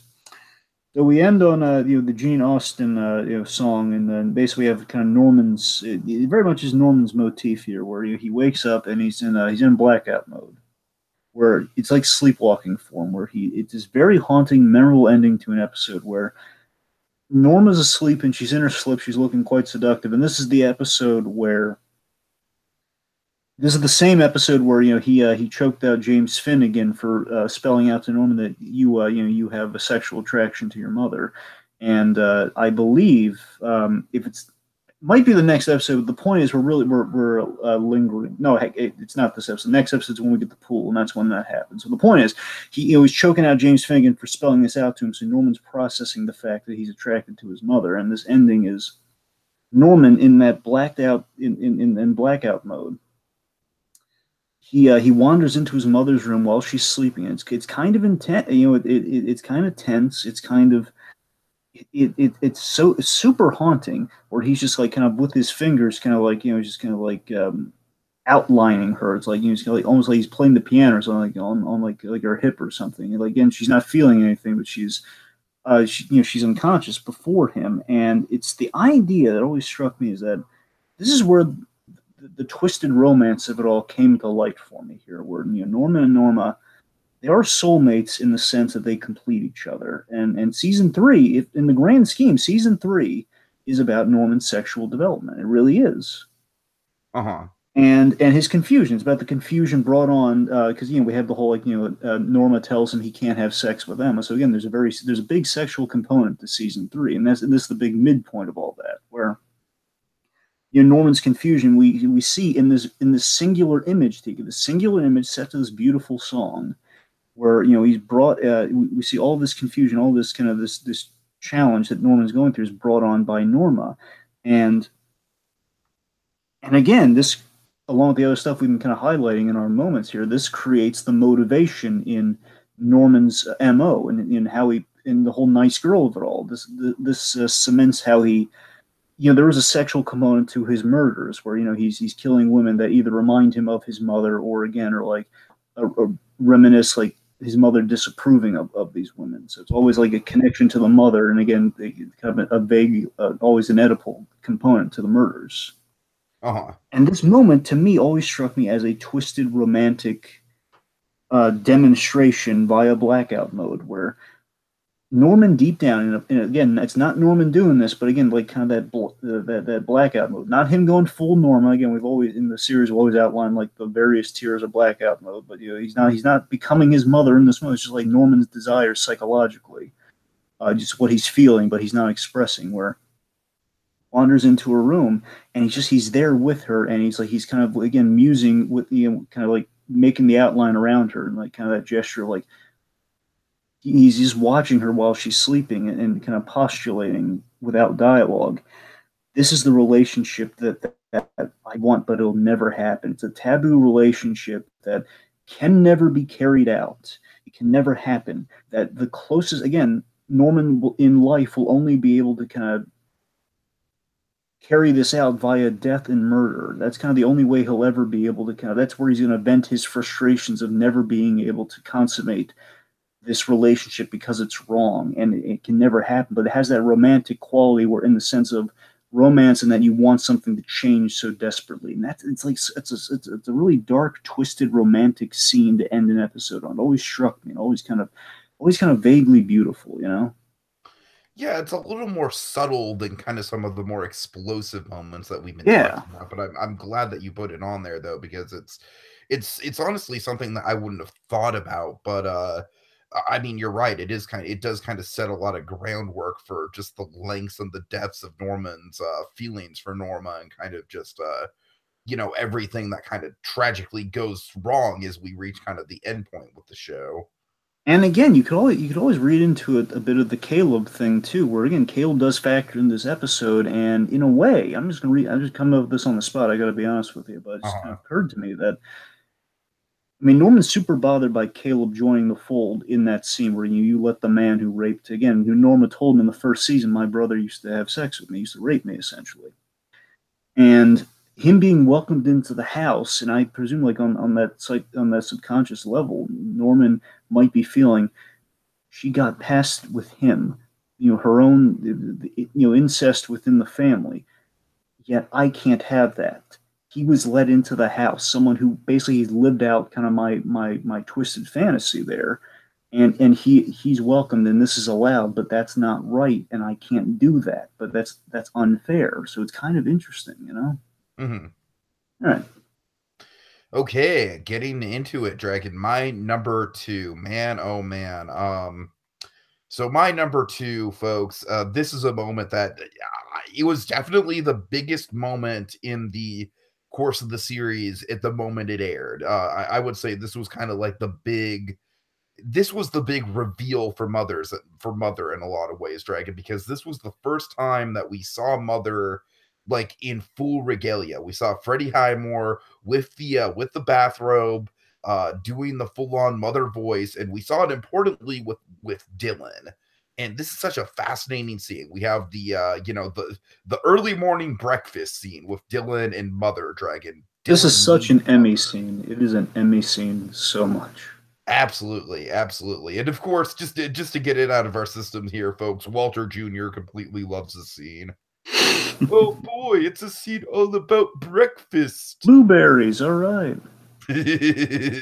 So, I mean, goddamn, it's like I love how motherly Highmore is being in this moment. I love how absolutely just off the wall thrown off Terriot is by the And whole again, this is thing. such a young Bruce Wayne scene for him too. Just again, like handling crazy. Yeah, yeah, but he's putting the pieces together, but at the same time, it's very much just like I love how, as you said though, it's young Bruce Wayne of him to like kind of instantly go along with the plan. You know what I mean? Instantly kind of like buy into the crazy. Like don't deny a crazy person his own delusions. You know what I mean? Exactly. It's like don't wake a sleepwalker. Essentially, that's what he's kind Right, of doing in right. this scene. So this moment is just it's so full of tension, and it's like it's such a big moment throughout the course of the whole series. It's a biggie because it's really the first time that we see Norman taking on the Mother persona. Like we've seen Mother show up before, and we've seen Norman do things as Mother before, but this is the full time we get a full on conversation with Freddie Highmore as Mother, and just the Dylan of it all makes it even better. I mean, like I said, when this moment showed up, I believe it's a season 3 moment, right? It is. It is. This is a episode 6 when Norma left. The whole Norma Uh-huh. Louise episode where basically she left and Norman's reeling over his mother leaving him. So when this moment showed up, this was for a long time probably the best moment of the series because it really did kind of it was just such a satisfying payoff to a lot of the stuff that we've been building throughout the whole show, Yeah. and it just kind of like whet our appetites for, oh my god, like if season 5 is going to be like mostly Norman in this mode, then we're in for a crazy finish. And let's just say, the whole idea of Norman kind of taking on the Mother persona, that's going to Norman and Mother are going to play very significantly into my number one moment. Let's just kind of hype that up. Yeah. All right, Dragon, I'm dying to know, what is your number 2, sir? Okay, so this one, so again, folks, very interchangeable. All right, I just want to make that clear. Again, I love these. I love honestly, the top two I love very equally. All right, I love them very equally. Okay. Okay, it was like by a hair, I kind of went with the other one. Again, I made both of these relate to me emotionally. All right, so this one did get me really emotional. The Dream a Little Dream of Me ending, basically the follow up to Tiki's, the big death of Norman Bates moment. Basically, this is the big ending to the whole series here. This is the whole Doris Day, Dream a Little Dream of Me aftermath of it all. But more specifically, it's the end. It's Norman's fate, and we see the aftermath of said fate. Where This is essentially the Bates Motel version of that one Badfinger song at the end of at the end of Breaking Bad. yeah. And again, I love so again one I Norman's death. It kind of boils down to two moments, followed by the moment I'm really going to get into. But again, the two singular moments that are so pivotal in this entire series, it just kind of shows you Norman getting a happy ending. It's a perfect ending in so many ways. Where Norman he's running to his mother in the woods, and he becomes a child. He becomes he becomes a child in his mother's arms as we keep cutting between full grown Norman and child Norman in Norma's arms in most angelic Norma you've ever seen, in all white, and she looks beautiful. And it's just like, again, he forever, again, as we've established, he's very much by his own admission, he's very much a Peter Pan. He's an aspiring Peter Pan. He doesn't want to grow up. He wants to be, the mama's boy at the end of the day. He wants to be mother's boy. Mm. And he gets that. He gets to be with her kind of in death. And we have this beautiful tragedy shot. It's kind of like it's a beautiful tragedy shot where in kind of this like Dylan's seventh circle of hell type moment. It again, it's like it's a snapshot. It's like a Greek painting almost of where we pan out before we get to the doorstay of it all, where Dylan is holding his brother, crying, and he's cradling his brother as we reveal. Again, Vera Farmiga, even as a corpse, just doing phenomenal acting. I swear to God, Farmiga did amazing corpse work throughout season 5. He did. I'm just saying this is like kind of the cherry on top. Like, again, like she probably just needs to sit in this scene. But I mean, otherwise, again, the whole season she's been doing excellent corpse work throughout. Again, folks, I know it sounds insane. I know you want to have us committed for that, but just trust me. Watch it and you'll see. Where again, she, in her red, in her Christmas sweater, she's just sitting at the table and head. Again, just that beautiful snapshot of the Bates family and where we leave them at the end of this series compared to where we started with them. It's a beautiful snapshot of a tragedy, and we go from that. And this is really where it comes. This is the emotional component I really highlight with all this. And that's from an artistic level, that's beautiful. And this from the emotional level that really got me. We see where we leave everyone at the end of this series. This is what makes a good ending. And specifically what gets me, and I the reason it's not number one, folks, is that a lot of this is just like, it's great, and I would still defend it to with my dying breath. Oh, I know what your number one is, and I'm very pleased that it's your number one, Dragon. Yeah, play that much. That's what I'm saying, and I think you get why. Is that again, folks? At the end of the day, this one, I love it, but a lot of it there's a lot of it emotionally it hit me, but I just think the number one moment, as you'll find, is just a little more kind of perfect in the scheme of to it. You know what I mean? It does, and there has like an extra. It's got like at least on a conceptual level, it's got more oomph to it. Like this one is number two because I think the number one moment has a little bit more story significance, and this one, exactly. like it's the ending, and you get Misty at the end. So that's the only thing that kind of makes this not number one. But by the same token, I still stand behind all the stuff that gets me emotional. That where I love seeing Dylan get to live, and get to live, period, and get to have this. Yes. One, get to live here, and secondly, get to have the happy life and family that he always wanted, they always strived for, they always worked for. And the moment that kept that key, every time I rewatch it, keeps getting me, is Dylan's daughter, Katie. And Katie walking down the street against Set the Door. It's a lovely song, but I love the song, by the way. I swear to you, when I was watching the show, like a week before, I was just listening to this song in that week. It just hit me all at once. And then basically this image is what broke my heart in the best of ways, where Emma's walking down the street with this little girl in pink with this golden, it's a few years later, it's Katie growing up, not a baby anymore. She's like a little girl, and he has this long curly, this long blonde hair. And it struck me as Dylan, like, picked her up and was holding her, like they see the happy family together as like the song's going to, like, of course, like da, da, da, da. And as that's happening, it's going to dawn, like, oh my God, it's Norma for the next generation. Look at her. It's like, that's the thing that got me, is that she's Norma. That's what I'm saying. It was so sweet that, again, while Norma is gone, she kind of gets to live on in the granddaughter and Katie, because it's this beautiful, adorable little blonde girl with this long blonde hair and kind of these. I think that she has blue eyes like Norma too, and she looks at camera. I love it. She looks. It's like a fourth wall thing of like saying, "Yeah, I'm the next generation of Norma." It's like, oh my. It's like, yes, and it's for the reboot, folks. But you know what I mean. It's such a sweet, like, Dylan lost everything, but he still kind of gets to have like a little remembrance of Norma, of the mother that he didn't get to know in life that much until all the bad stuff happened. And following that is the perfect note that I called. And I called this moment in the series that we were going to end on this shot of Norman. You absolutely called this pretty early on, I would say. Yeah. We're assuming Norman. Early as season 3, you were talking about the series ending like this. Where Norman, I knew that if Norman were to die, it would end this way. Where we'd have Norman and Norma forever as I love they get that we see the headstone, but Norman he bought this really exquisite headstone for Norma, and it was he bought a burial plot for the two of them.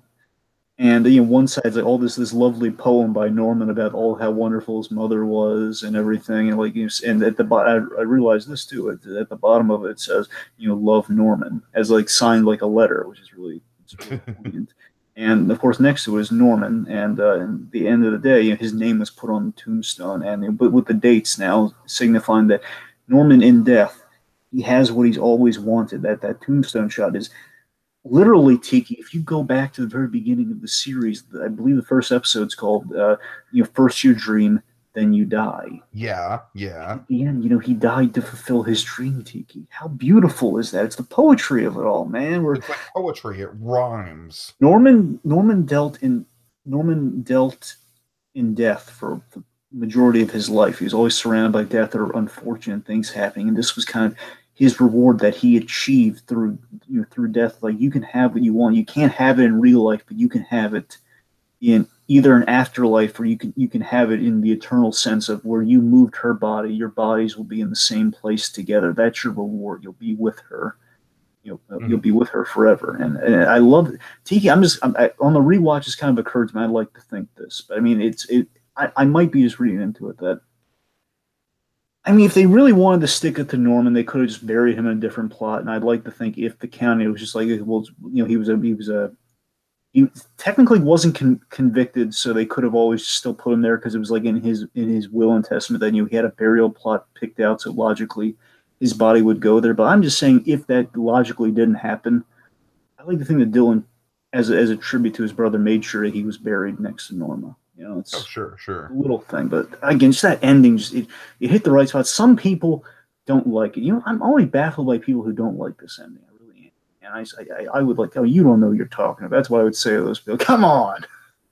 Okay, to those people, I would say, look at the ending of the other show that Carlton Cuse was involved in, and then compare that to Bates Motel.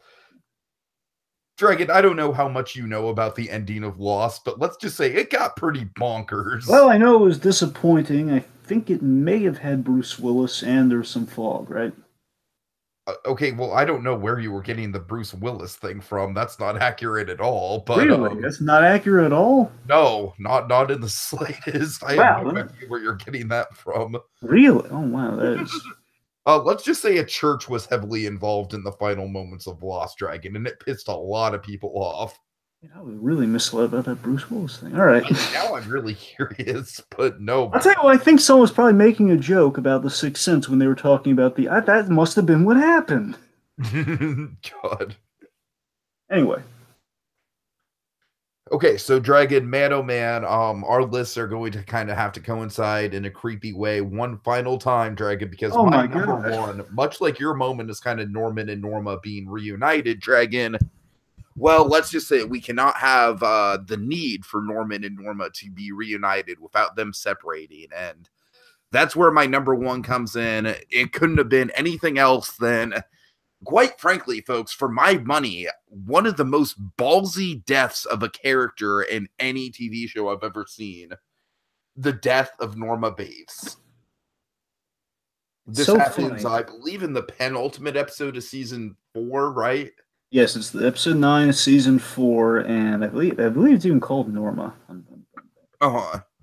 I mean, Dragon, I'm specifically talking about the Mr. Sandman montage. I mean, that's really all you need. It's just throughout the whole time, Dragon, throughout the whole time in season 4, there was kind of this uncertainty over the thing. We kind of had it in our heads. We kind of figured it out. We kind of called the game plan that season 5 was likely going to be kind of the recreation Psycho season.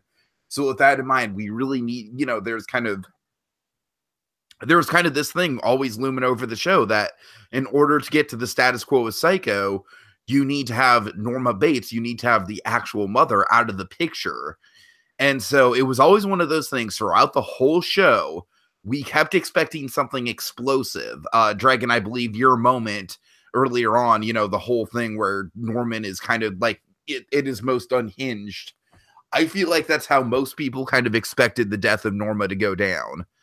And to me, the most chilling and haunting part of the way that they executed Norma Bates, the way that Norma Bates left this world, is how peaceful it was. Yeah, and again, I like how in the adaptation of it all, she was poisoned in the in the lore of Psycho. So in a way, she was carbon monoxide poisoning. So again, in a way, they kind of adapted it while doing it completely differently than you'd ever expected to be. And of course, Dragon, the impact of this scene on everyone watching it, I think everyone was just kind of in disbelief about what actually happened. You know what I mean? It's just like, oh my God, did Norman he just killed Norma, but he just did it in the most loving and it's so Remember, he hard. sang to her. He sang to her. They talked about the future they were going to have together, and they were sleeping in the same bed again, as they always have. I mean, it's just so haunting to me the way that there's absolutely no malice in what went down. There's not a shred of Norman actually wanting to do anything negative to Norma. I mean, this just goes to speak to how far gone Norman's mental state was by the time we get to this And moment. it was always a smidge ambiguous. Was it Norman? Was it the blackout mode that kind of got him to basically turn the gas on? To close up all events for the monoxide that kind of filled. Sure, sure.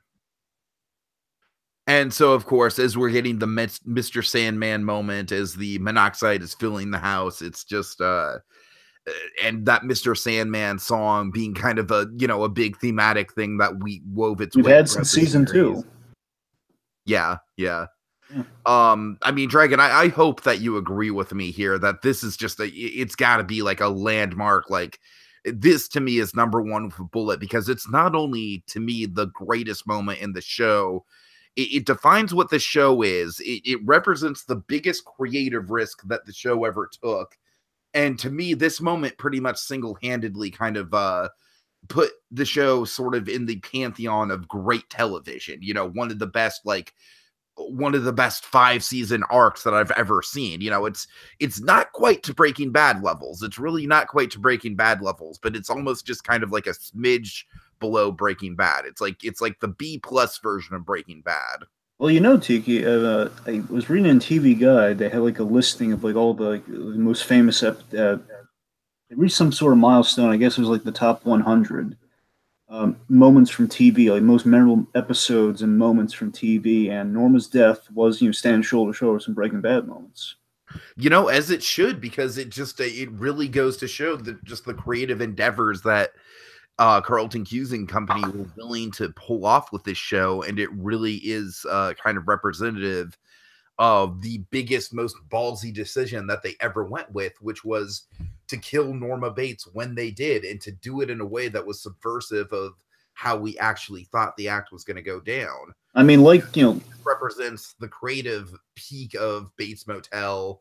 There's not a moment that kind of exceeds it in my view. It is the ultimate kind of like, if you want one example of what Bates Motel did right in its storytelling, it's this moment right here for me. And almost like where were you when Kennedy got shot type kind of mentality of like where were you when this happened, where we were emotionally, where we were kind of as it was happening. I remember is that I was in a moment when it was unfolding. I was like, oh my God, we knew this was going to happen, but I'm not ready for it. Yeah, exactly.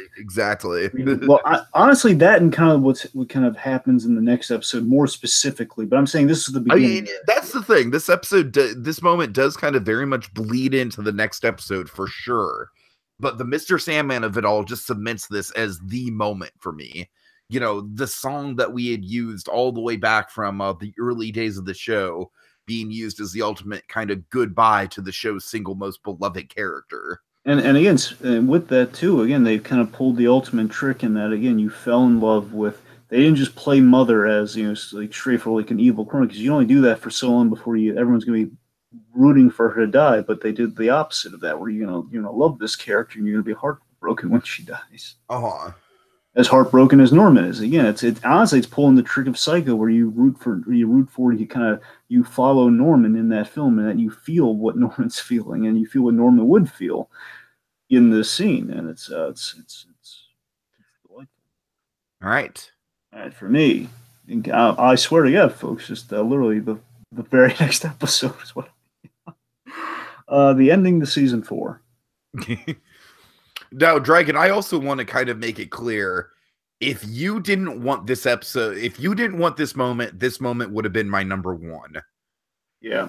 So I'm not sure how strongly you feel about the Norma death moment. I assume you think it makes a suitable number 1. I absolutely think it makes a suitable number 1, Tiki. I'm just saying, I absolutely wanted you to, if it meant coming down to the ending of season 4, I knew I needed the end of season 4, Tiki. I knew I needed it. So and the thing is, Dragon, we both love this moment, but for very different reasons. I love this moment because of the fan service, because it's the closest thing we have to a Bates Motel Christmas moment. You love this moment on an emotional level, which is why we kind of agreed that you should have it, because I would just be gushing over it from a fanboy level, but you have a clear emotional attachment to it. So go ahead, sir.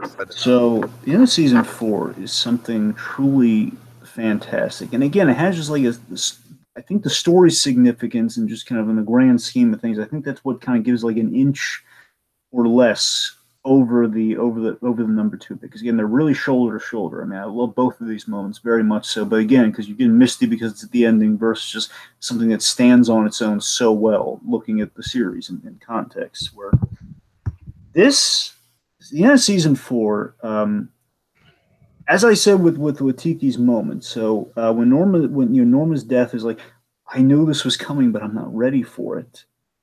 They had succeeded making you fall in love with that character. What I had more in the next episode was the very next feeling you would have there, where again, you know something that was going to happen, but my feeling in the episode they're building to and leading up to my moment was Norman's digging up the body. And I was like, again, they succeeded absolutely what they needed to do, Tiki, where because we'd invested in Norma, because we were so caught up in it, and we almost had like joked about in the beginning that, oh yeah, we know Norman's that body's gonna be in like the attic or the freezer someplace. Oh boy. Right. So again, like we know he's like, oh yeah, we know where it's going. We make light of it, but as it was happening, Tiki, in building to the ending, it's just like I was my hand was over my mouth. I was like, oh my god, Norman doesn't get it. He doesn't know, but it's like he's defiling the. It's almost like he's defiling the memory of Norman Bates, and that was like, oh my god! It's like, no, Norman, no. But as it's happening, we knew this was coming, but it's like it sucked me into it. Like I'm in utter agony almost watching. He's like, oh, he's digging up the body, like, and of course the corpse acting that Farmiga's doing, she's like falling out of the car and everything. And again, there's like a twinge of dark comedy to it, but by the same token, as it's striking me, it's horrifying. It's like, oh, it's the tragedy of it all. And so again, so Chick Hogan, while he's not on my list, he does have at least he starts this whole thing. He starts the ending for him. So at least I can give him this much. And Dragon, I love how the Chick Hogan thing pays off throughout season 5. Like, I'm sure when we were kind of speculating about the Chick Hogan stuff, what they ultimately did with him in season 5 maybe exceeded what our wildest dreams were for it. It did. So I mean, Chick Hogan, he kicks all this off. So I'll give him credit where credit's due. Chick Hogan being logically the only character in the show who you could have this moment with. You can't have this moment with any other character in the show. Where Chick, who had met Norma, and again, I wanted some other Chick Norma moments, but I didn't have room for it. Chick, who had a respect for Norma Bates, he stops by, and again, he's like the weird guy in town. He's the weird guy who, again, honestly, could be what Norman. Essentially, he's a foreshadow of what Norman could absolutely become in town if people were more suspicious of him, if people were more like kind of put off. Basically, if Norman didn't have the pleasantries or the charm that he had, he would be Chick Hogan. He would just be kind of the weird guy in town. Uh-huh. And Chick Hogan being kind of cut from a different cloth than your average Joe. Like Dylan wouldn't again, Dylan would want to get him help. No one would just allow this to happen. Chick Hogan, I loved how they framed this. He kind of gets a glimpse in her. Like, did he see? Does he know? And he sees her kind of over the couch, just like the top of her head, and he pieces it together. But what he does, he spells it out in this moment that, death. That's a rough one. Basically saying, we do what we have to agree, but you do understand. She is dead. She is gone.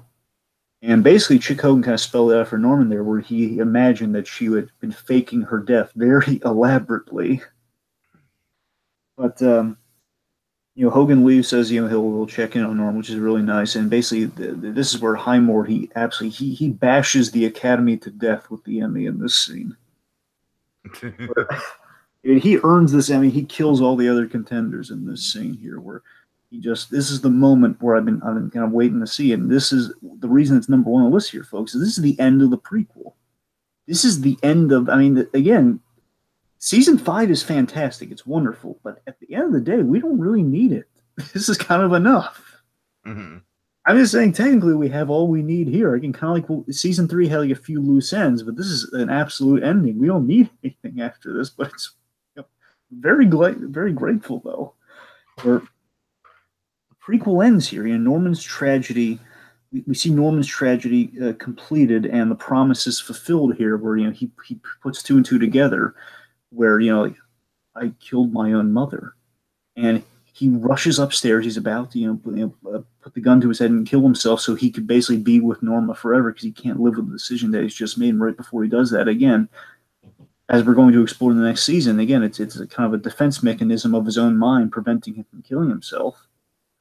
But he hears piano music and hears Christmas music. He hears, I'll Be Home for Christmas, which is the perfect song about coming home, about staying home, about, the delight of being home. And, he comes downstairs, and again, what we kind of see in Dark Paradise in season 5, we see a beautiful kind of idyllic Christmas card version of Norman the baby. That's Norman Rockwell. Of course, with the Norman of it all, it's very appropriate. Yes, it's a Norman Rockwell. It's a Norman Rockwell painting of the Bates Motel and of the Bates home, where it's all hopeful and blissful, and essentially this is the creation of the Dark Paradise that we see. It's a seasonal version it's a Norman Rockwell seasonal version of the Dark Paradise, where Norman. The idea is, Norman, he has his mother there, and she's playing the piano, and it's like you're still here. So again, the beginning of the delusion is here that no, I would never leave you, honey, and just that's the only line that she has. She's, I thought you left. No, I never leave you. And it's this beautiful portrait that Norman he being isolated with his mother, happy, never alone for the rest of his days. Again, like the cell line of this Dark Paradise, the cell line of what gets season 5 is, he's choosing to live a beautiful lie, the kind of parallel to Perchance the Dream, like the last Batman reference I'll make here. He's kind of choosing to live in the lie. He's choosing to. It's tragic. It's like I use the analogy for American Dad, where like he's throughout this episode, he was kind of the baby chimp who didn't realize it was trying to resuscitate its dead mother without realizing that it was for 4 hours, where it's that sad, that tragic, where it's like, he doesn't get it, and he still doesn't get it, but he's happy, and it's like it's beautiful, and that's hopeful. While it's such a dark place that we leave Norman. It's the perfect place that we can leave this prequel series, where again he can't know what he's done. If he knows what he's done, then the show's over. Then the story's over, and we can't get the Psycho. So we absolutely needed this. And again, we have that rosy holiday exterior with the Bates Motel sign, with Christmas lights and everything decked out. I think that was what really did it for me, Dragon. And like I said, to me, honestly, and the reason why you deserve to have this as number one over me is that you can really eloquently explain all the thematic stuff about this, what it represents on an emotional level. To me, Dragon, I had one word and one word only that I was thinking when I was watching this, like Christmas. Oh my God, it's a Bates Motel Christmas, and it's so merry and dark and awesome. And with that too, that was the last thing that he and his mother did together. They were getting ready for Christmas. She told him to get the lights, He decorated the motel out of a gesture for his mother, and he gets to live in that moment for the rest of his days. As far as again, before things go south in season 5. But again, even if we never had gotten that season 5, it's an ending to the prequel series. It's an ending to what we were promised. We got everything we needed, and it was flawless from a story perspective. If you can do that in your 4th season, and then you get the cherry on top of it. You know what, folks? We're rewarding our audience. We're doing the movie next season. Mm-hmm. Again, they had their cake and they ate it too. That's the best way of putting it. They had their they had their Madeline Loomis cookies on the side. They had milk with it. They had it was a grand old time. Chick Hogan got a cookie. Everyone was happy. They lived happily ever after. And oh, Norma Bates is dead. So it was just, I mean, honestly, I will always, and the last thing, the reason it's the number one absolutely is that if I ever had to highlight in one moment about Bates Motel, one reason for people to watch it, I would have to dance around it without spoiling it, but I would always say the ending of season 4 and just kind of story-wise what they accomplished. That's my sell line for anyone who would just for basically saying why Bates Motel is one of the finest TV shows you could watch, one of the finest, finite, 5-season arcs. You could ever. That's what I'm saying. That's what I love about Bates Motel as a whole, Dragon, is the fact that it is so finite. It is kind of it's very much, even though Lost, having 6 seasons, you can kind of tell that it went off the rails by the end of it. But this is a series where, even though they probably didn't know exactly where the endpoint was going to be, you can tell they had it kind of meticulously planned out. And I think it goes to show that the fact that this show wasn't the most unpredictable thing in the world. Like, you and I called a bunch of stuff that happened throughout it, but it was the ride getting there, and it was the ride seeing it all fall into place. And of course, with this being a prequel show, certain things like the shower scene and everything like that are going to be kind of built up to be kind of these big benchmark moments throughout the narrative. But at the end of the day, I think you're absolutely right that this sort of sophisticated storytelling is what kind of elevates Bates Motel. It's really what kind of gives Bates Motel its status. It's really kind of one of these great cult hits of the past decade or so, where it didn't have a huge viewership to it, but the people that did watch it, Dragon, became people like us, became people that just absolutely, Vera Farmiga became America's sweetheart in our own eyes, and Freddie Highmore could do no wrong as a performer, and freaking Nestor Carbonell got even cooler than he was on Lost, so it's so it really was just quite a ride, and it brought new relevance to the Psycho movie. It brought a whole new layer of sophistication to the Psycho lore, and I wouldn't trade the experience for anything. Yep. All right. So let's. So I guess that's our send off for Mother's Day. I think we had a good time. I think we made I think we made a solid list, both of us. We had to cut out a lot of really good stuff. I think I think both our lists are fantastic, though. I think both our lists really do kind of have a good blend of fan favorite moments, of in-jokes, of gags, and also of just kind of the big pillars of the show and the big pillars of the arc. Absolutely. So is there anything else you'd like to send the folks home with, Tiki?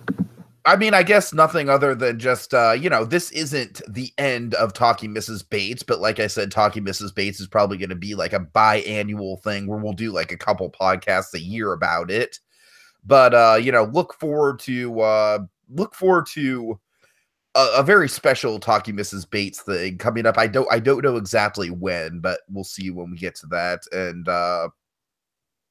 we have the Psycho sequels to talk about. We have audio commentaries that we could potentially record for every episode. Of course, especially season 1, because we never really broke down season 1. Well, I mean, we broke it down kind of freakazoid style, but we never really, Right. Yeah. Okay. I guess if we can hear a word from our grand matriarch, like the best way, how do we express the bond between a mother and son in the most Hitchcockian way possible? I think it would sound a little something like this to lead the folks out on.